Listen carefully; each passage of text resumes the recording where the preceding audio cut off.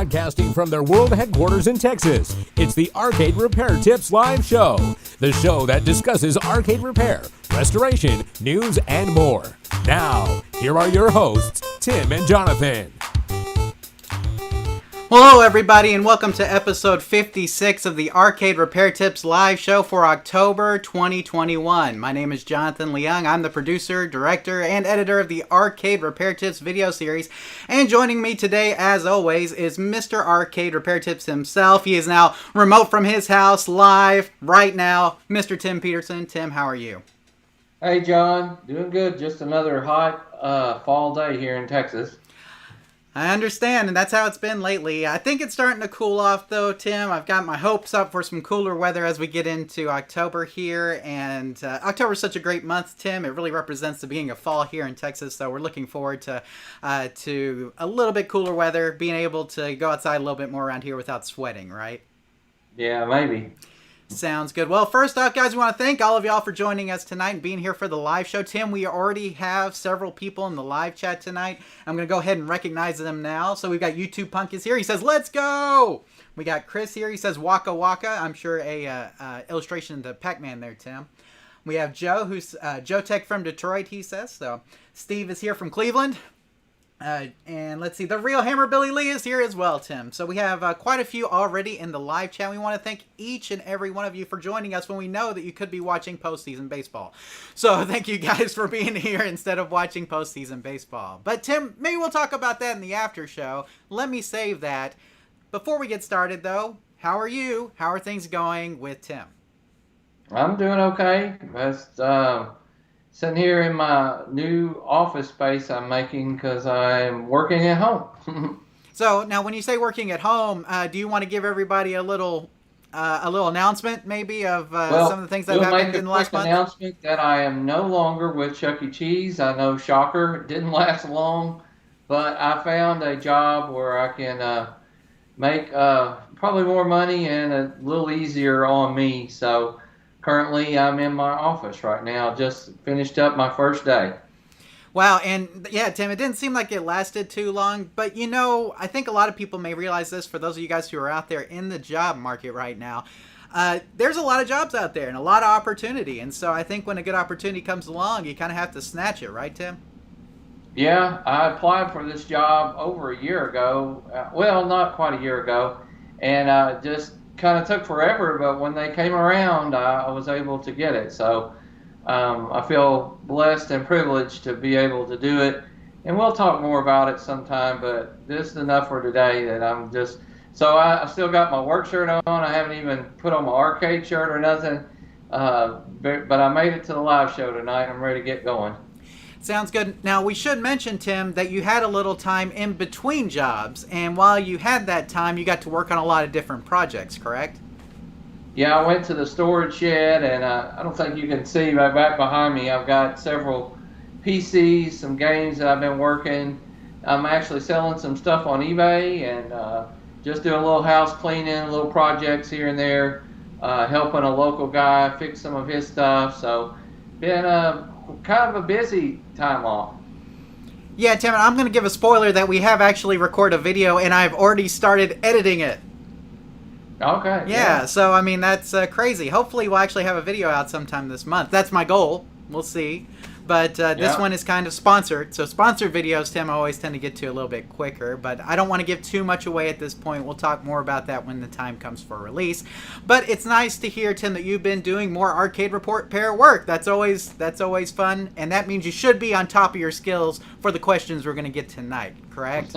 We'll see about that. Sounds good. Well, we do want to remind you, if you just joined us, that we do have the live chat available here. If you're watching us live, you can chime in with your comments, your questions right there, and we'll try to get to them as time allows. We also have a great lineup of questions that you guys have sent in, either via email or YouTube or various other outlets that we offer. And so we'll be going over those tonight as well. So if, Tim, I tend to email out the people we put the questions on the live show for. And so if you're one of those people, just hold on. We'll get to your question here in a little bit. Let's see. Some people were watching preseason hockey, Tim. Some people are watching the Squid Games, apparently, too. So there's a lot of people watching stuff. We're glad that you decided to watch us instead of whatever it is that you want to be watching right now. Thursday Night Football, is that tonight, too? I think so. Who's playing? Anybody know? I don't know if they're having a game tonight. I mean, I assume, it's this season. Maybe not. I don't know. I haven't been keeping up with the NFL that much, Tim. Well, I heard that this is the first game where it's not. Remember, I told you had to have the NFL Network or something to watch the last one. Oh, gotcha. Or access through your cable and stuff. Well, this is the first one, I think, from now on they're not going to be that way. So you could see it on Fox, I think, tonight. Gotcha. So that makes sense. Well, I don't know. Like I said, I haven't been keeping up as much with it. Back to the live chat real quick. Delusionals Arcade is here, Tim. Says hi, everyone. Hello. Hello, and thanks for being here. Tim, before we get into questions, let me just make a little quick announcement here that we kind of announced this on the last, the last episode, but I really didn't. I kind of just said it in passing.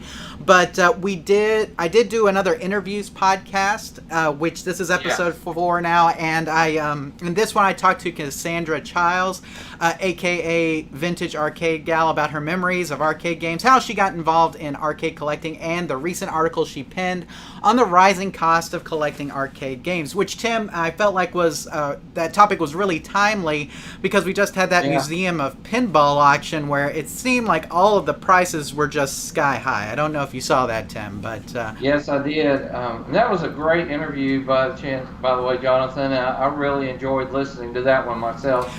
Well, I'm glad you enjoyed it, Tim. I'll always appreciate the feedback. If you guys have feedback for me, please send it to Jonathan at arcaderepairtips.com. I'd love to hear your thoughts on the interviews. Or if there's somebody you think we should interview, I always like suggestions from the audience. If there's a certain person or maybe a group of people or a certain ownership of an arcade or something like that you think we should interview, I'd love to hear your input on that. But you guys can go to our website at arcaderepairtips.com and the little URL here, which is also down in the show notes below, to listen to that episode. And make sure that you check out Cassandra's website at vintagearcadegal.com, Tim. Lots of great content there. And, like I said, she does writing. She also does some YouTube videos. I hope you check out all of her content because it's really great stuff. And, Tim, she's got some great fully restored cabinets, including a Crystal Castles that I really wish I had in my collection. So she just beautiful stuff. If you want to see some great stuff about arcade restoration and some beautiful arcade games, check out her channel. Okay, Tim, before we move on, I've got a couple of questions here. Delusionals Arcade, I like that Atari flag shirt, Jonathan. Where did you get it? I got it from GameStop back in the day. So, there you go. It's been a while. And, Tim, I bought you one just like it, didn't I? Yeah, I have one. So, they're pretty cool. But, yeah, GameStop, I don't know if they carry them anymore. You can check with them, maybe. Let's see. It looks like we're caught up, Tim. I think we are. So, Delusionals Arcade says he's been busy, which is good. I always like to hear that everybody's been busy. And if you haven't checked out his YouTube channel, you definitely should. Great content there, guys. Lots of great arcade-related YouTube channels, right, Tim?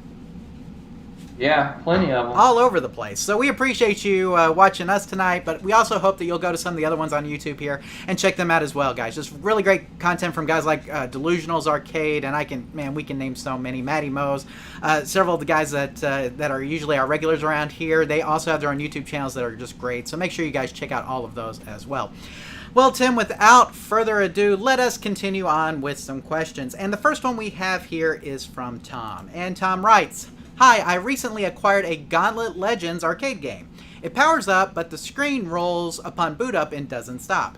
Have you encountered this issue? Thank you." So, Tim, we have a question here from Tom. He's got a Gauntlet Legends, and it sounds like the game is rolling or scrolling, just depending on how some people describe it. But it's rolling upon boot up, and the roll never really goes away. We don't know if he's getting game or not, but there's definitely a scroll or roll that continues to happen even after it boots out. So, what do you think's going on here with Tim's Gauntlet Legends arcade game? Tom's Gauntlet Legends arcade game. Well, hopefully it's just something as simple as a horizontal or vertical hold, and he can just adjust it out. He can watch our video on adjusting arcade monitor for that.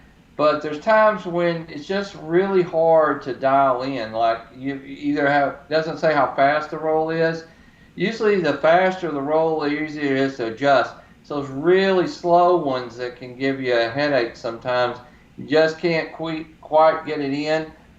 You can check the sync wires are coming from the board, and you might have a problem in the sync circuit. You may need to do some caps in that area to help with that. But a lot of times, it's just a new type question that it's just a simple adjustment, and we did shoot a video on how to do that. Absolutely, Tim. And yeah, a lot of times this is just a simple hold adjustment, Tom, but it depends on what kind of scrolling you're getting too. Tim, a lot of times when you see like the sideways scrolling or rolling, I think we see sometimes, a lot of times that's a sync issue. But if it's just end over end, a lot of times that's just a hold issue. So it kind of depends on what the screen looks like. And Tim, unfortunately, Tom did not send us a picture of what the rolling looks like. So Tom, if you need additional help, please send us a picture of what's going on, or upload a video to YouTube, send it to us. We'd love to take a look at it. But in most cases, when we're getting end over end scrolling, we're looking at a hold adjustment like Tim mentioned. So let me go ahead and throw this up on the screen here, Tim, so we can give Tom... Oh, wrong button. So we can give Tom a little bit more information about his problem. So screen rolling or scrolling can usually be solved by adjusting the horizontal or vertical hold potentiometers on your arcade monitor. Please see our post on adjusting an arcade monitor for more information. Just like Tim said, pretty standard as far as rolling or scrolling goes. Now, there may be times where you cannot dial in the hold adjustments, and Tim, you mentioned this, where it gets a little difficult. In this case, check the sync wire that runs from the board to the monitor chassis to make sure it's connected to the right pin and that the connection is good. It's also possible that you're having an issue in the sync circuit on your monitor chassis. It's very common, Tim, whereas if you just can't get it dialed in at all and you know that the sync is connected properly, that we may actually have a problem in the sync circuit on our arcade monitor chassis. Now, there's always a possibility that this could be a board issue too, right, Tim? That's correct. It could be. Yeah, now that would be more rare in our experience. We usually don't see sync or hold issues caused by the board. Not to say it can't happen, though, so there is a possibility that you're having a board issue. If you want to test that, you can try swapping the board into another cabinet, Tim, just to see, or hooking just the monitor up. Tim, we do this a lot of times. We put two arcade cabinets back to back, and then we'll take the monitor input connector from one and we'll plug it in on another one, and then we'll plug them both in to see if we get screen on the other game. So we don't have to actually pull monitors out of cabinets, right, Tim? Correct. And this is if you don't have a bench monitor. If you have a bench setup, of course, you can do the bench setup. But Tim, sometimes you're working on games on location, you don't always have the bench there. So, it's just an easy way for you to test. Put two games back to back, plug the input wires from one to the other one, turn on both games and see what you get that way. If it comes up on the other screen, obviously we have probably something wrong with our monitor at that point. Tim, is there anything else for Tom before we move on?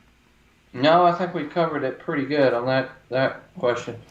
Sounds good. And Delusional also chimed in here, Tim, saying Bob Roberts has a great sync article all about sync. And yes, you do want to check that out as well here, Tom. There's a great article by Bob Roberts about sync, monitor sync in particular. Make sure you check that out as well. So, Tom, hopefully it answers your question. And good luck fixing the rolling on your Gauntlet Legends arcade.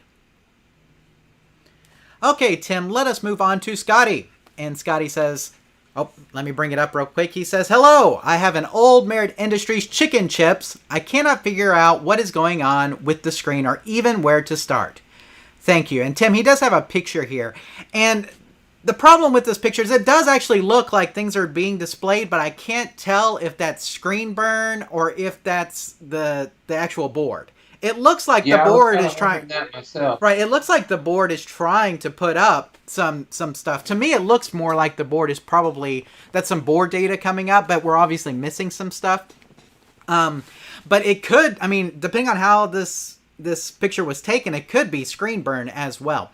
But anyway, Tim, let's get your thoughts. Okay, so we have a chicken chips Merit Industries game. Tim, this thing's, I think, from the 80s, if I remember correctly. So what do you think's going on with Scotty's game here?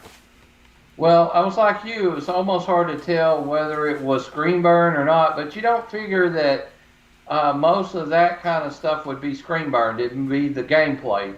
So we're going to say that it looks like, based on the picture, that he's having a board issue. There's some problems there. But before you try or send off the board for repair or try to repair it yourself, you want to make sure that we always do the ASAP approach and always start at power and check the power first. If the voltage is good, then you probably have a board issue. And we have some tips on where we shot a video on inspecting a board, but most of the time it's going to need to be sent off for repair. I really don't know who in the world would repair that particular board, but some guys are willing to tackle just about anything. I don't know if I've ever even seen that game, so. Yeah, Tim, it's an older Merit Industries game. I think, like I said, it's from the late 80s, if I remember correctly. So it may not be a bad board to repair. And, a lot of times, Tim, you want to do some of the tips that we talk about in our video on inspecting an arcade board, just making sure that all the ROM chips are connected properly. And on boards this old, Tim, touching up solder is definitely a good place to start. We want to make sure that all of the chips and everything are making a good connection to the board. Because after so long, Tim, we all know the solder joints tend to crack and break. And so if you're starting to have that on your board, then, obviously it's going to cause problems like this. So let's go ahead and talk about what Tim just said there. And based on your picture, it looks like your game is probably experiencing a board issue. I think me and Tim are both on the same page about that. Now, before going straight to repair the board, try starting at the power supply. Use a multimeter to make sure that the correct voltage is getting to the board. Adjust as needed.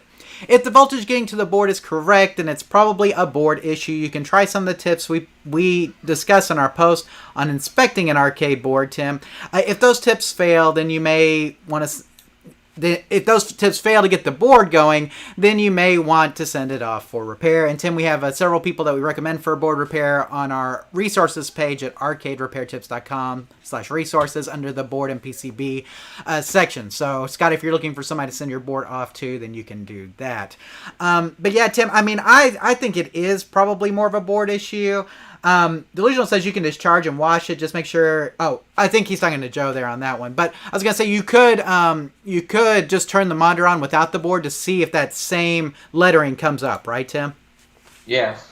So if you do that and you still get the same kind of picture with the blue screen and the lettering, then obviously it's probably a problem with your board or with your monitor. But if you don't get any lettering on the screen, then it's probably a problem with your board like we're talking about here. So again, let's check the voltage there, Scotty, on this one. Let's try some of the tips we talk about in inspecting an arcade board. Check to make sure all chips are making a good connection. Touch up solder as needed. And then if you still can't get it going, let's send it off to get repaired by one of our board repair guys. And hopefully between those steps, we'll get your chicken chips going. So hopefully answers your question, Scotty, and good luck with your game.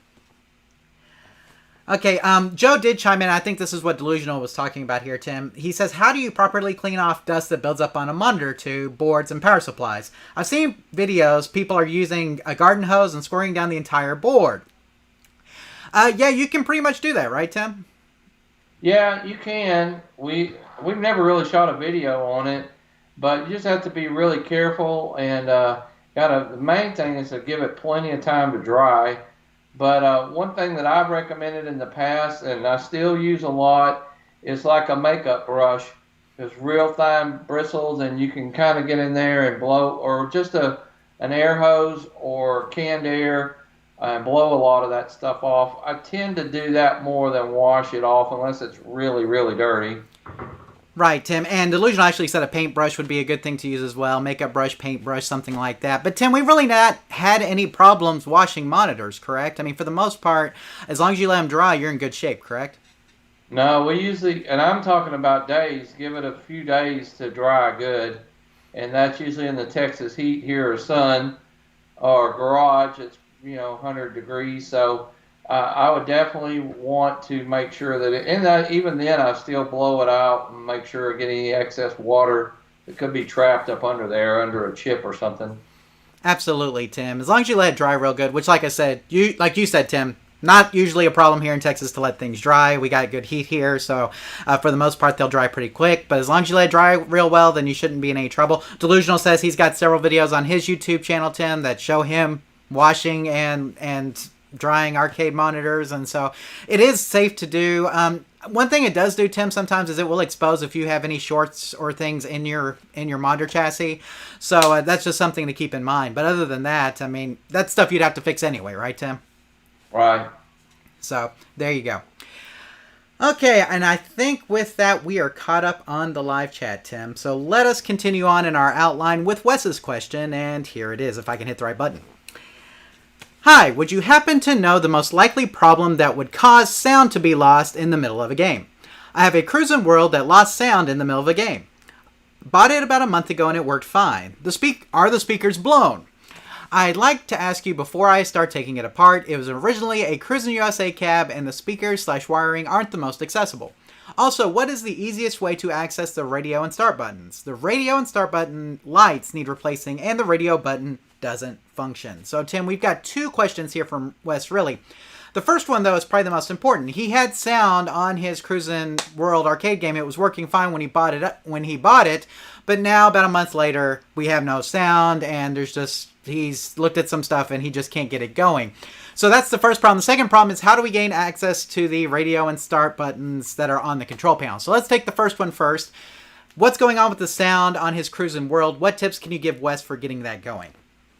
Well, you can look at some of our tips on troubleshooting a game with sound issues, but it could be anywhere from a wiring from the main board to just even that. It even concerns me that his radio button is not working.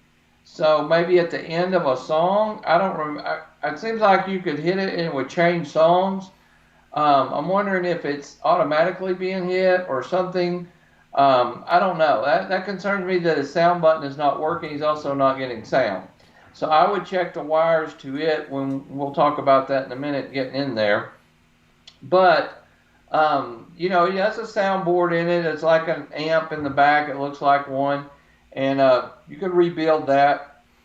And sometimes that'll help, even the capacitors and stuff on there. The integrated circuit chip, U52, could be a problem also, failing at certain times. That might be something that he wants to reset the ROMs and make sure his voltage and stuff like that's good.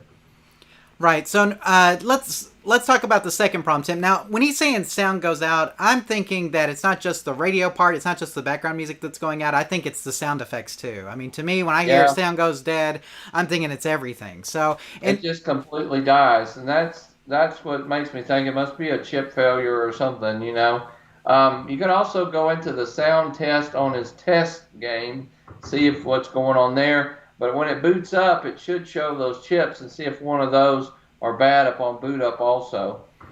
Absolutely, Tim. Now let's move to the radio and start buttons. What is the best way to gain access to those if he wanted to replace the lights in them? Well, you got to have those security Torx bits. Some people just call them star bits. Have a hole in the center. A T27, yeah, I think is the bit. It's a little bit bigger one. The T20 is real popular with a lot of sizes. But this 220, 25 are real popular. 27's a little bit bigger. You can put it on the end of a 1/4 inch nut driver, or you can get the bit that's longer. You're going to need that extension because you got to go in through the middle of the steering wheel. There's one there, and there's a couple bolts on each side. You take those long bolts out, and it'll take a minute because they're about 3 or 4 inches long, and that whole panel will hinge down. So I usually just lay it on my knee, and then you can easily access those buttons from there. Gotcha. So there's no easier way than just taking the entire control panel front off, basically. No, it's actually not that hard, especially once you've done it a couple times. I would probably put one of those bits on my drill after I'd done it, loosened it a couple turns by hand, and just take them right out, and it'll just fall open. It takes literally 2 minutes or less. Sounds good, Tim. Well, let's go ahead and summarize what you told Wes here on the outline. So let's start off by giving some tips, by trying some tips on our post on troubleshooting games with sound issues. Tim, we talk about several of the things like checking speakers, checking connections, stuff like that. So first things first, let's get that out of the way. Now, specifically with Cruis'n games, you want to check the interboard wiring between the CPU board and the sound board, and the sound fuses too, Tim, are also very important. Make sure that those are good. If the problem persists, there is an LED that should indicate that if there's sound problems. And like Tim mentioned, there is a check at the beginning at startup that should show whether or not your ROMs are good. And that's another thing to make sure that you're checking those to make sure. So if all that's working, though, if the LED indicator is showing that there's a problem, or the startup is, you need to verify those chips, right, Tim? Make sure that they're working and that they're connected properly, getting good voltage, all that. And if they're not, you may try reseating them just to see if you can get them in there a little bit better. And like Tim mentioned, that U52 integrated circuit chip, Tim, is very common. I've heard people say that goes out quite a bit and they lose sound completely. And Tim, that's what makes me think that it's probably like a fuse or that chip is that it sounds like he lost sound completely, right? Yeah. Yeah, you're right. Probably so. And so if you're losing sound completely, that seems like it's more than just like a messed up ROM. Of course, it could still be that, but it sounds like it may be more of a problem with like the integrated circuit chip or voltage or something like that. So try all those things, Wes, and let us know what you come back with. And I put a little chart up here, Tim, from the manual that shows like the different LEDs and like, you know, what color they should be on the board for troubleshooting purposes. So make sure that the LEDs match what the board says they should be, or what the manual says they should be whenever you're doing your troubleshooting. It's very important because I think blinking is good, but if it's off or on, it's bad. Something like that, Tim. I can't remember. Okay. So, and like Tim mentioned on the buttons, you have to basically remove the entire dashboard, and you can do that with a T27 Torx bit, which looks like a little star bit like Tim described. The switches and lights are accessible from inside of that. So once you take out all those long bolts, it'll fold down, and then from there you can easily replace the bulbs or the switches or whatever you need to do. Tim, do you have anything else here for Wes before we move on? No, I don't think so. I think we covered that pretty good. I'm pretty sure he can get it going with that. Sounds good. And I also linked to the manual down below there, Wes, for Cruis'n World in case you need it. So, just click on that. That'll give you some more troubleshooting, a little bit more troubleshooting help with that game specifically if you need it. Tim's got a lot of experience with that. He's worked on them at Chuck E. Cheese and literally just worked on one, this week, right? Yes. Well, I worked on a San Francisco Rush of Rock. Yeah, similar. Very similar. So there you go. So Wes, hopefully answers your question. Good luck getting the sound back on your Cruis'n World and making sure that those radio and star buttons are working and lit. Okay, Tim, are we caught up? We're caught up. So we'll go ahead and move on with the outline here. And the next one is from Retro Challenger, Tim. The Retro Challenger. I guess I can't, Don't forget the in there. The Retro Challenger. And the Retro Challenger writes, "Hello guys. Very hard to find people to help me out with this one. I bought a Cruis'n Exotica recently and I seem to be having issues with the manual transmission. The game will periodically automatically choose automatic drive when starting the game. Sometimes I'll be able to choose manual drive during the race, but it converts it back to automatic, yes, during the race. In the cab options, disable manual transmission is off, so something is happening with either the steering wheel or the shift box, maybe a damaged cable, making the game detect motion errors and converting it to automatic. If you guys know anything, or if you know someone that would, please let me know." So Tim, we have the Retro Challenger here, and he's puzzled because his Cruis'n Exotica keeps going into automatic transmission. No matter what he does, it just seems to randomly switch itself back to to automatic transmission, no matter what he sets it on. So what do you think is going on with the Retro Challenger's Cruis'n Exotica here? Well, I've seen this problem before, and what he needs to do is open up his gear shifter and look inside of there. There's 4 switches, or that, as you switch gears, they hit those contacts, and check the wiring for them first and make sure that one of them's not broken. Because what happens is, if the game doesn't, if you're not switching gears, it doesn't recognize, or I would definitely check the ground wires to them, or go into test mode and check it there. Then it will automatically revert to manual transmission so that you're not kind of wasting your money and if it's not going to shift and work. Right, so this is kind of a fail-safe, right, with Cruis'n Exotica, to where if the shift box for some reason fails to work, then it'll switch you to automatic, so at least that way you get better enjoyment of the game, correct? Correct. Right, so Tim, and I think I've seen this before in what you're describing, and so I'll go ahead and just throw up the slide here so everybody can see it. So we're pretty sure that this problem is with the shift box here. So if the shifter does not contact a switch, the game will turn manual transmission mode off and make it automatic. So what do we mean by that, Tim, right? The shifter should always be in one of the 4 gears, such that it's making contact with the switch at all times. The way the shifter for Cruis'n games is set up is that you're either in gear 1, gear 2, gear 3, or gear 4. Okay, now let's say the switch for gear 2 fails, Tim, and then you have the shifter in gear 2. Well, what happens? Basically, all the switches are open at that point, right? Right. And you don't have a closed switch. So automatically the game's like, wait a minute, they're not in any gear. We must be having a problem with the shift box. And then it switches you over to automatic, if that makes sense. So if a wire comes loose or if one of the switches goes bad, that the shifter has that switch selected, it will indicate to the PCB that no switch is being contacted. Since the PCB doesn't know what gear you're in or assumes there's no shift box connected, it will turn manual transmission mode off. And Tim, the thing about it is that this is almost a case, I think, sometimes of games being too smart for their own good, maybe? Maybe so. You know, I think it's cool that you can still get enjoyment from it if there's a problem with the shift box, but at the same time, it's kind of, you know, I don't mind switching from like first to third to fourth. You know, I can skip second gear if I need to, right? So, I mean, so you can still kind of do it. But the whole logic behind it makes sense, Tim. And the fact that when you've got a four gear shift, you should always be in one of the gears at any time. And so if at any time all of those gear switches are open, you're having a problem, right?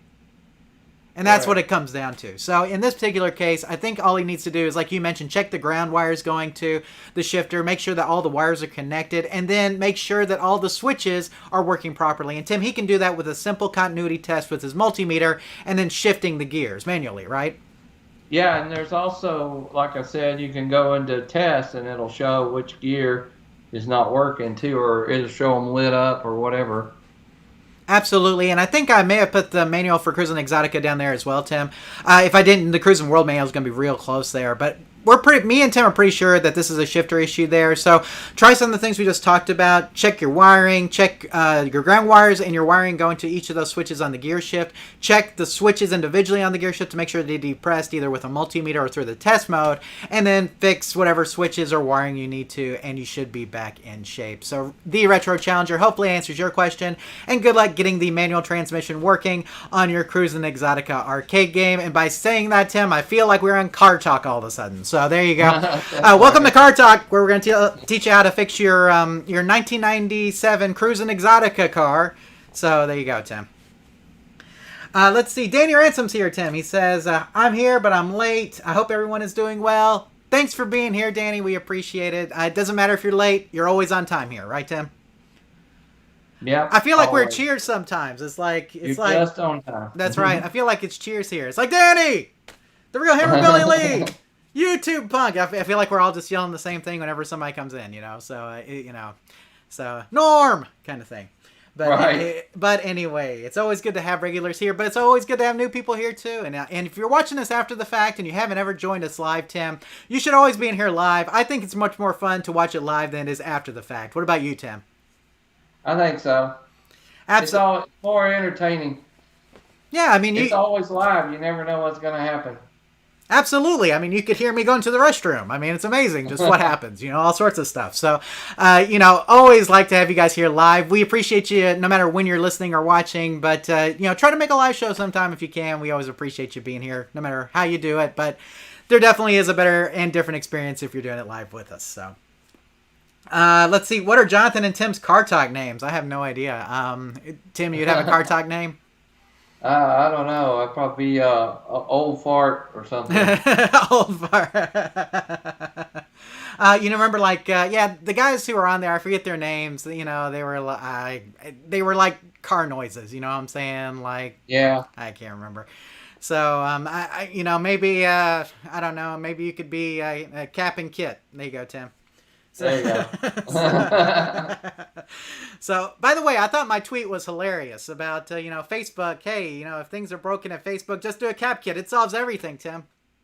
Yeah. Yeah. Maybe that's what they did. I think so. I think it definitely was a cap kit issue with Facebook. I'm glad they're back up and running, sort of. It took them 7 hours. Yeah, I don't know. What now? It took them 7 hours. They should have watched our video. I'm telling you, that was a long cap kit. Golly, we can get one done in about 30 or 45 minutes. So faster depending on how many caps are on there. But anyway, so hopefully we lost Facebook there, I guess, for about 7 hours, like you said the other day there, Tim. And apparently some people thought the world was ending. It was just another day. I don't know. So, but anyway, let us continue on with our outline here, Tim. And the next question we have is from George. And George says, I'm hoping you can help me out. I just bought a California Speed arcade machine. There's no board in it, but it does have the wiring harness. I have a bunch of racing arcade games on my PC. If possible, I wanted to hook my PC to the arcade and use the stock buttons, pedals, and steering wheel for the racing game. Is that possible? If so, what do I need to do to make that work? Thank you, George. Now, Tim, I hope you don't mind. I think I'm going to take this one from you. Is that okay? All right. So I've researched this a lot because I have a Ridge Racer 2 cabinet in storage that you probably saw this week, Tim, when you were pulling stuff out.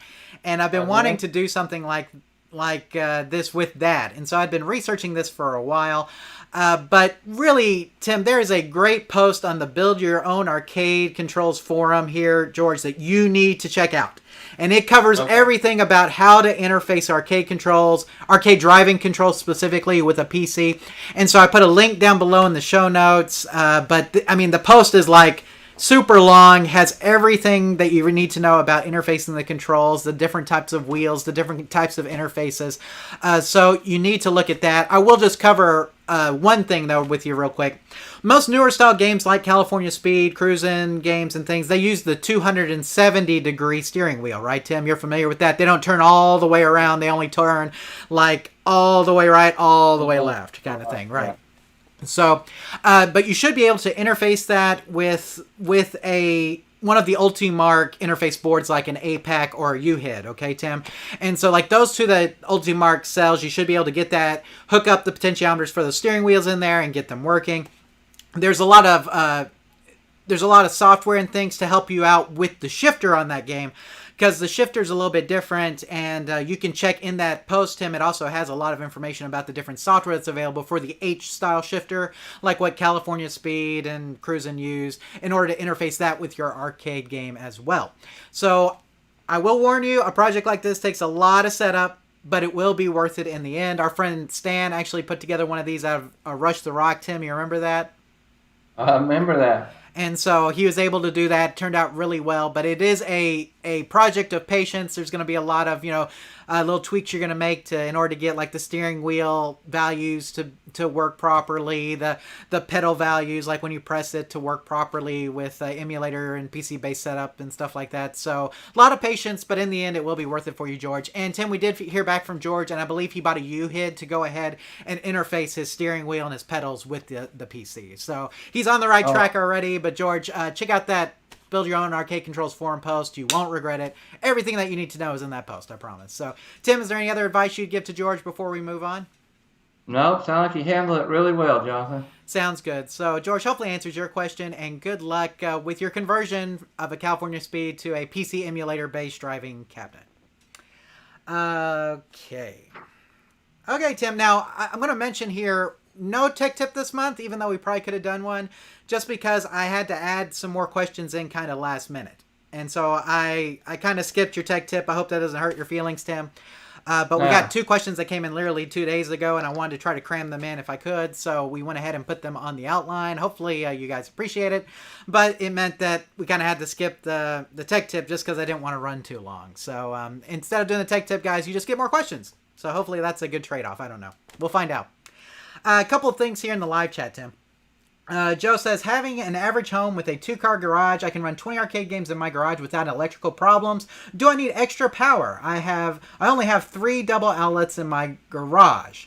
So, yeah, as far as the power goes, Tim, as long as you're, you need to make sure that you're not getting close to the amperage on any of your circuits, right, Tim?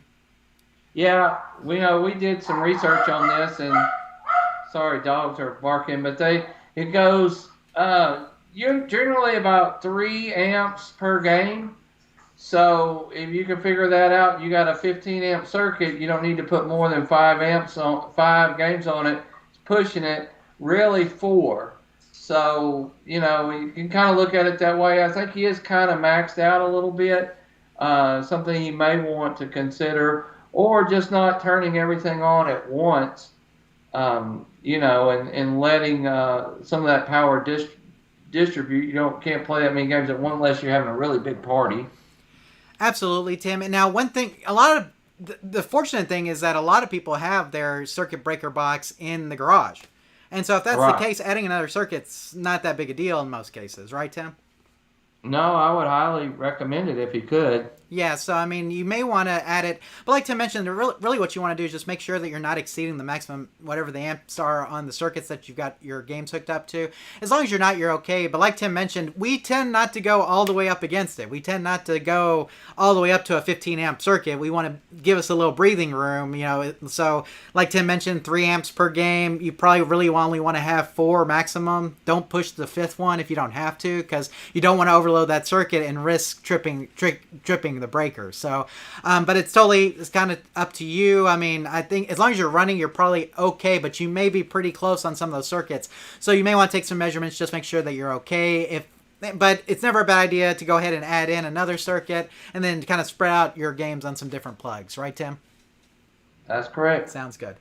On the question with the driving, Delusional did say A pack. The analog pack, Tim, is one that you can use. The U-Hit is also good. Both of those are really good. You can use, it just depends on, kind of, they're a little different in the way that they work, but it just depends on kind of the preference that you want to use there.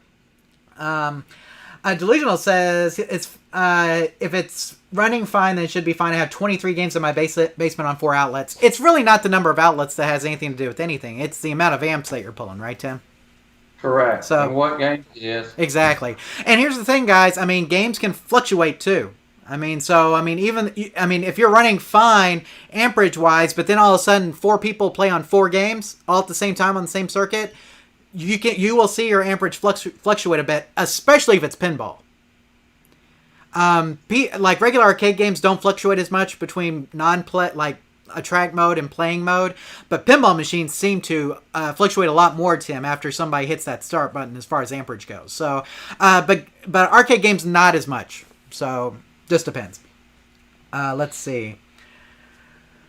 Just looking here, Bobby says, don't forget the FFB MAME plugin for force feedback on PC. There is a plugin for MAME, Tim, that will allow you to use the force feedback, which is also included on California Speed. If you want to integrate that in with your setup there, you could use that, George, and actually get that in there. So, really cool stuff. That's neat. And YouTube Punk is apparently, he's sad that there's no Tim's Tech Tip. Do you want to just give him something or off the top of your head? Yeah. Always turn games off when you're working on them. There you go. Easy tech tip, right? There you go. Yeah, everything works better when it's plugged in. Right. Absolutely. Everything works better when it's plugged in, I think, is a really good one. So, but anyway, let's Delusional says each outlet in his game room or in his basement is on a different circuit, but he's only got four plugs, but they're all on different circuits. And if you do that, then you can load them up pretty well, especially if you're running like 15 or 20 amp. If you're running 20 amp, a 20 amp circuit, then yeah, you can do that. You can get quite a few out there. Right, Tim? Yeah, I would just be careful. Like I said, you everything's going good, and then bam, you lose 2 or 3 games at once. Right. Rigzer Show says don't hook up the refrigerator to the same circuit. LOL. So here's the thing about refrigerators you may not know, Tim, is that it takes a lot of amps to crank them, but once they're going, they level off. Right. And if you ever run a generator, you guys would know this. But a refrigerator, when it first kicks on, man, it pulls a massive amount of power to get it cool. And then once it gets cool, that amperage really levels off. So as long as it's running, it's pretty low. But as soon, like let's say you have a little power surge in your house where the power kicks off for a second, kicks back on. If you got a refrigerator on that circuit, Tim, and something else, you're going to blow. So be careful with refrigerators, always. So. Okay, Tim, let us move on to our next outline question from Matt. And Matt says, hi there, I've got a Neo Geo machine and had a Z80 error when I got it. I got a secondhand motherboard online and everything seemed fine. After 10 minutes of playing, the screen went into diagonally horizontal lines. Now every time I play, it works for a short time, then it goes fuzzy again. How can I fix this, or what is actually causing this? Thank you in advance. Cheers, Matt. So here we go, Tim. We have Matt here. He had a Neo Geo board, I guess that came with his Neo Geo cabinet, but it was getting a Z80 error, okay? And so he, instead of trying to fix it, he's like, I'm just going to go get another motherboard. There's plenty of them out there, and I'll put a new one in there. So he puts the new one in, works great for a while, and then all of a sudden it just went to diagonally horizontal lines. Now every time he plays, it works for a short time, and then just stops working again. What do you think is going on with Matt's Neo Geo cabinet here? Well, if it's pretty consistent, I would definitely check the power first and make sure that as it's being asked to process and give a little bit more power that it's not able to produce, then it may shut down like that or go off or lose its signal kind of. So I would take a multimeter and check the 5 and the 12 volts at the power supply first. But it's also talked about that it's kind of some lines and fuzziness possible that the second board is working, but your monitor is having some issues now. So I'm kind of worried about his monitor maybe heating up and happening at a similar time, being a monitor repair. Does it happen like every single time when he turns the game off and then it comes back on and does it at the same point in the game, or is it after not playing it a while, is the monitor kind of failing? Because if the monitor's failing, then it could just need to be repaired or cap kit or something and get it back up and running too. It's kind of a couple questions though that I don't know the answer to help him anymore. Yeah, Tim, he mentions the diagonally horizontal lines, and when that happens, we don't know, is the game still playing? Is the game not playing anymore? If the game will still play, but we see these lines, then like you said, we may have a monitor issue here, but if the game stops playing, then we may have power supply board issues at this point, right? Right. So, and the fact that we're getting... the fact that we're having problems with both boards, I mean, it's possible that both boards have problems, Tim, but it would also make sense if the cabinet was not giving enough voltage to those boards as well, that we could be having the problem with both boards, correct? Correct. Okay. So with all that said, let's summarize it here in our outline scene. If you haven't checked the voltage coming off your power supply yet, now would be a good time to do so. Use a multimeter to check the plus 5 and plus 12 volt DC lines at both the power supply and the Neo Geo board, Tim. Very important. Low voltage could be the cause of the issues on both of the boards. Let me repeat that. Low voltage could be the cause of the issues on both of the boards, right, Tim? Right. So, very important. You also mentioned that the current board is experiencing lines and fuzziness on the screen. It's possible that the second board is working fine, but your monitor is having some issues. So send us a picture of what your screen looks like when this occurs, and we'll try to help you out further. And, really what this is here is that we need to determine whether or not we're having, what kind of lines and fuzziness we're having, and is that a monitor issue or is that a board issue? If it's a monitor issue, then we can just fix the monitor at that point. If it's a board issue, then we need to probably look at, some of the stuff we talk about in our troubleshooting or inspecting an arcade board video, Tim, kind of look at some of that kind of stuff. But I think it'd be really great if we could get a picture of what happens whenever we get those diagonally horizontal lines, Matt. If you could send that over, let us know kind of what that looks like, or if you've got a video of that, we can take a look at it, see if it's more of a board or a monitor issue. But again, make sure that your voltage is good. And Tim, you may even turn the voltage up a little bit past the 12 and the 5, right, Tim? Just a little bit, just to make sure we're getting it. 5.1. Right, because I mean, some Neo Geo boards sometimes tend to be a little bit more power hungry, not as much as like what we'd see with Golden Tees or driving games a lot of times. But you may want to, like Tim mentioned, you may want to get closer to 5.1 with that setting just to see if that helps it. But like I said, the fact that you're having problems with two boards, it's very possible that both boards are broken and have issues. But a lot of times we're having problems with two boards in the same cabinet. We tend to blame the cabinet more than the boards. So that's what we're going to go with here. Right. Check your power supply, check your plus 5, 12 voltages, make sure everything is good, and get back with us with some more information, and we'll try to help you out further. So, Matt, hopefully answers your question, and good luck with that Neo Geo arcade game.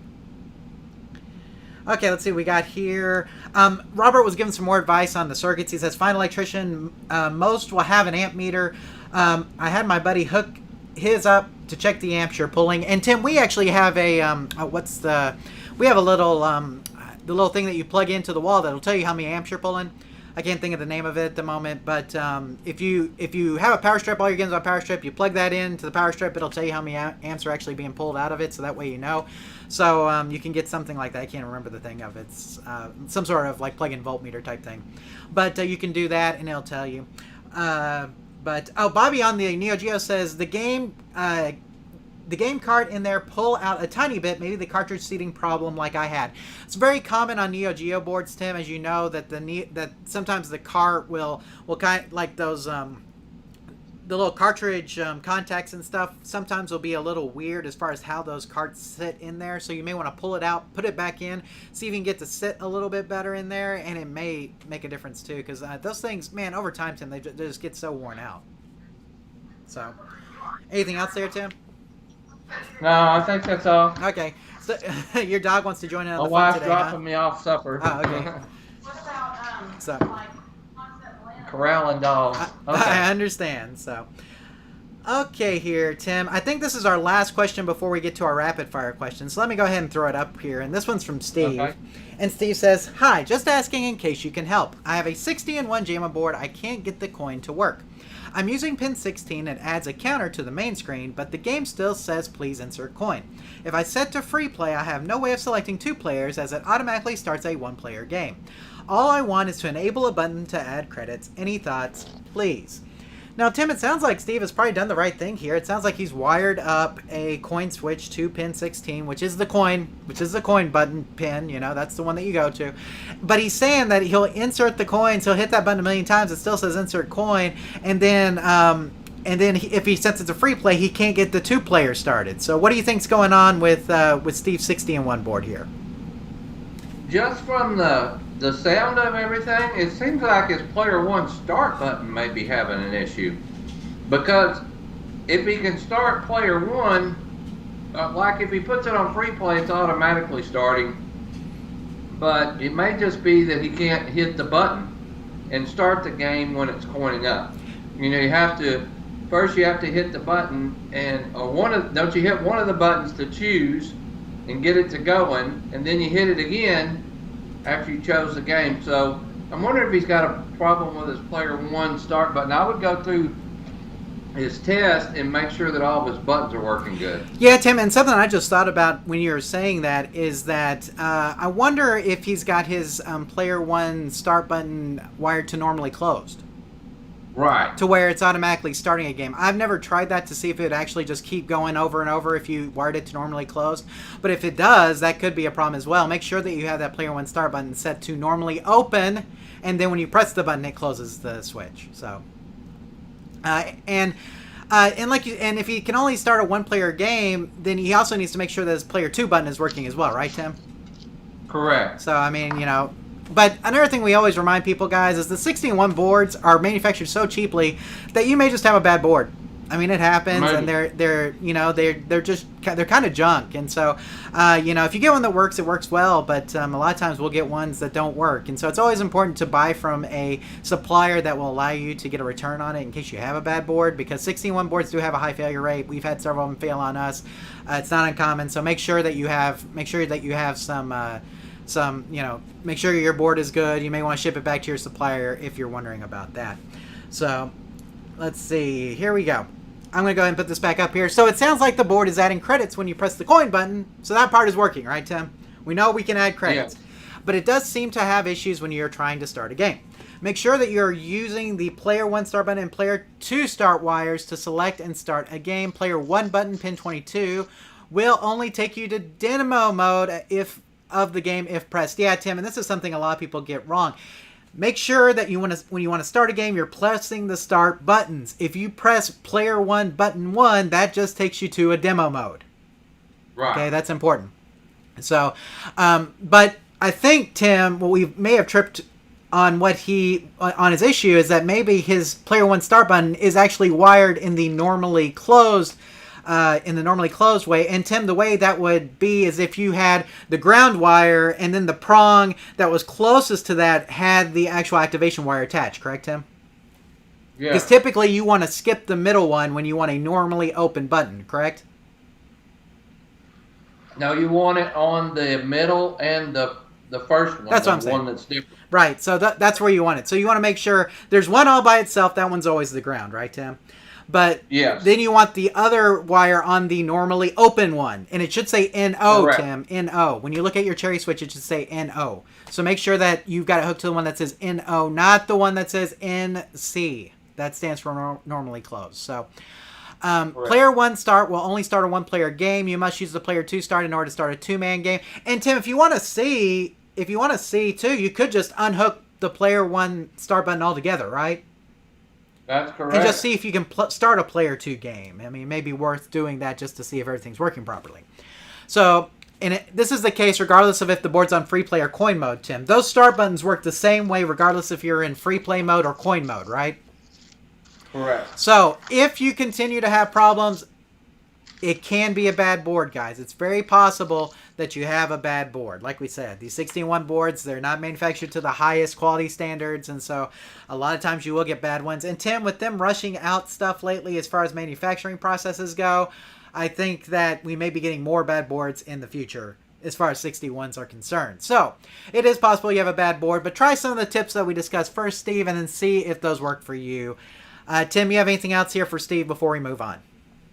No, I'd like to hear back from him and see if that's not what it was, though. Yeah, and Delusional says, yep, player 1 is stuck. Maybe it's connected to normally closed instead of no. And then, me and Delusional are on the same page here.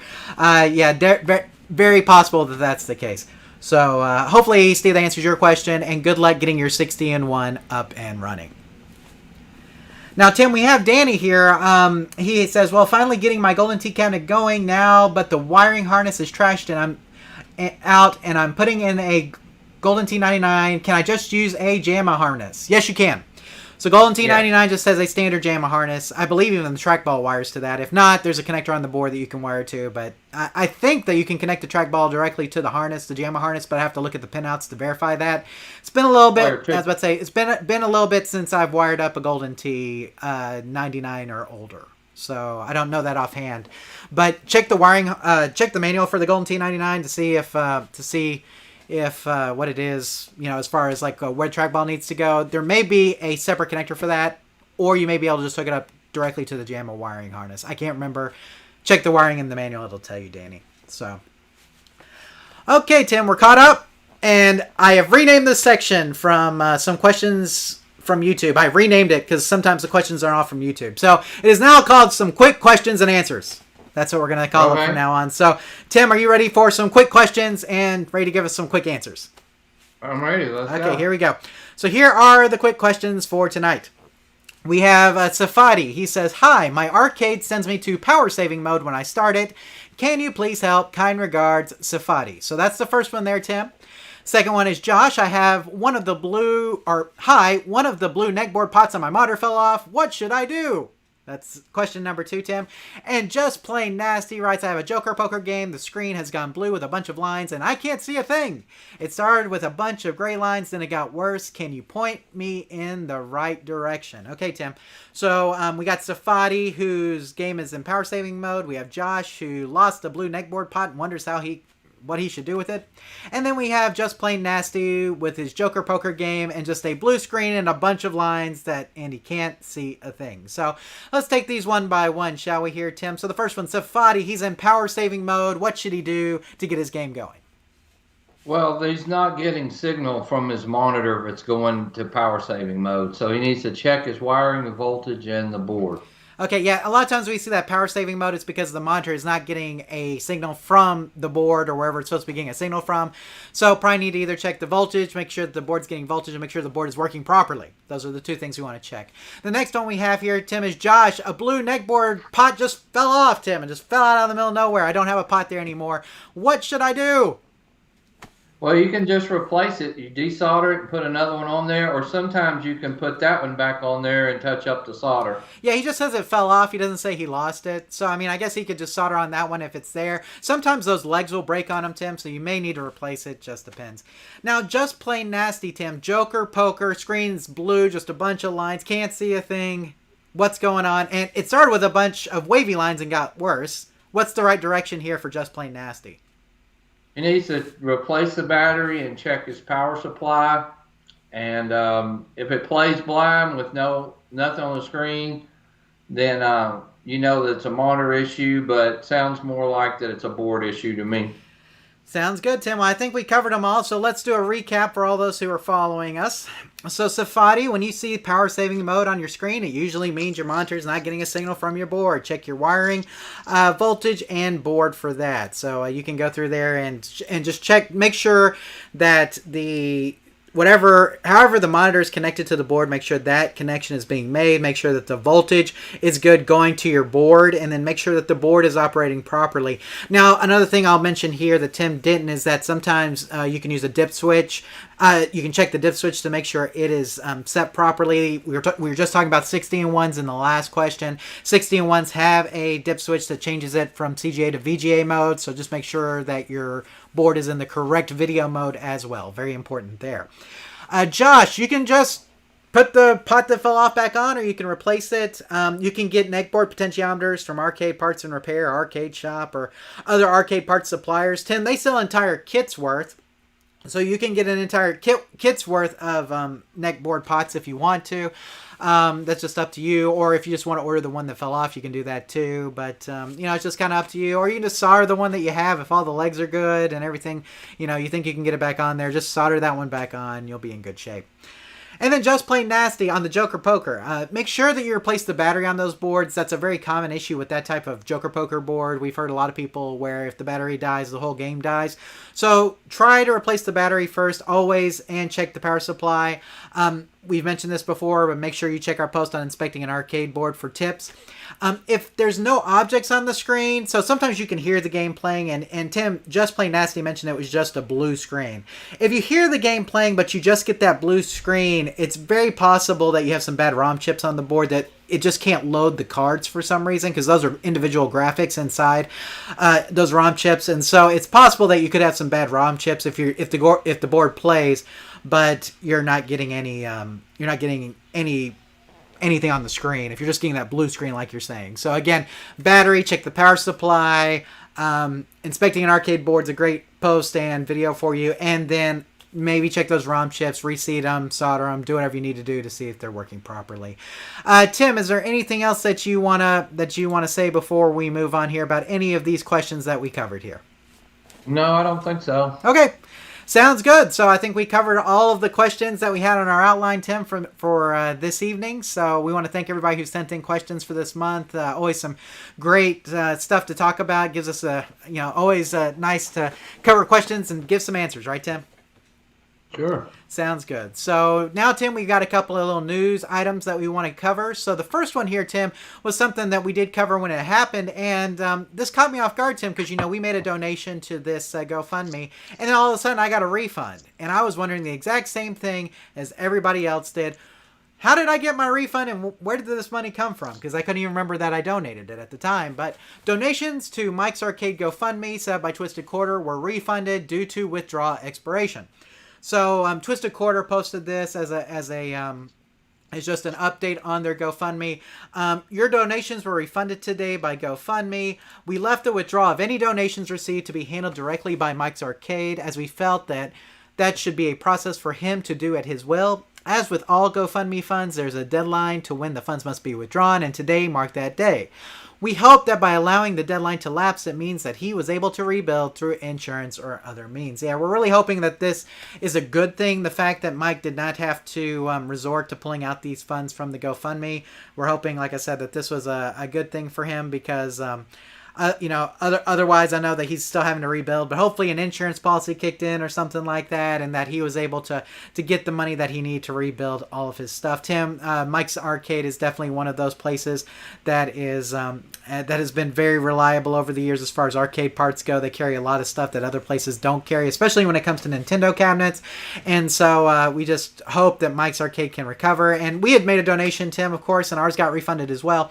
But like Twisted Quarter said, we're hoping that's a good thing, and that means that going forward they'll have the money to rebuild. So again, if you donated, you guys got a refund too, and we're just hoping that means good things for Mike's Arcade to come. So there we go. Any thoughts on that, Tim? No, I'm like you. I'm hoping that it's good news, and maybe Mike or somebody knows Mike could update us on that. I would love to know that he's going to rebuild and get back open. Absolutely, Tim. I think, it was just such a sad thing when we all heard about, what happened to basically a total loss of his shop and place of business. So, it looks like he's still getting orders out. When I checked the website, it looks like things may be getting a little slower. He may not have all of the parts that he usually has, but it does look like he's getting some orders out. So I think that's good news for everybody in the arcade hobby. We really appreciate Mike and all the efforts that he's put forward as far as helping us restore games. So, just best to Mike, and hopefully he'll be back to 100%, have his shop all up and running and back to normal very soon. So, Tim, there are a couple new pinball reveals this month, and I'll go ahead and cover those real quick. We had Godzilla by Stern Pinball, and we also had Queen by Pinball Brothers. So just a couple of little details. You guys can read the pinball news articles on these. So the playfield design for Godzilla by Stern is done by Keith Elwin, who previously designed Iron Maiden, Jurassic Park, and the Avengers Infinity Quest game. The artwork is by Jeremy Packer, Zombie Yeti, you guys might know him as. All Godzilla models, Pro, Premium, and Limited Edition, will feature 3 flippers and a MagnaGrab magnetic Newton ball device. So, just a little bit about Godzilla. Tim, the layout for Godzilla looks pretty cool, a little bit different, I think, than some of the other stuff that we've seen from Stern. So, I kind of look forward to playing it the next time we get to go to a show. I don't know when that'll be, but hopefully sometime soon.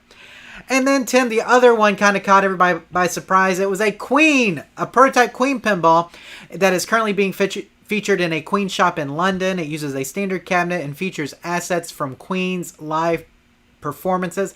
And Tim, I heard that this was apparently a Barry Alsler designed Queen pinball machine that was part of, part of what Highway Pinball wanted to do before they went out of business. I think it was Highway Pinball. I can't remember.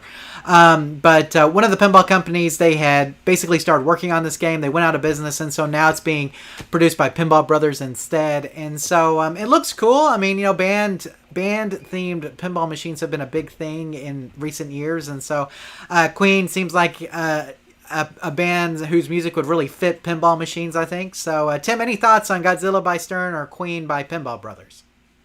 Well, I think those are some pretty good titles. So, it's a shame. I don't know when we get to. I'm sure we could play a Godzilla, but I would love to see that Queen game. Yeah, the Queen game right now is just a prototype, but they are supposed to be releasing it fairly soon. So, once they get it finished up, I think we're going to see some over here on our side of the pond.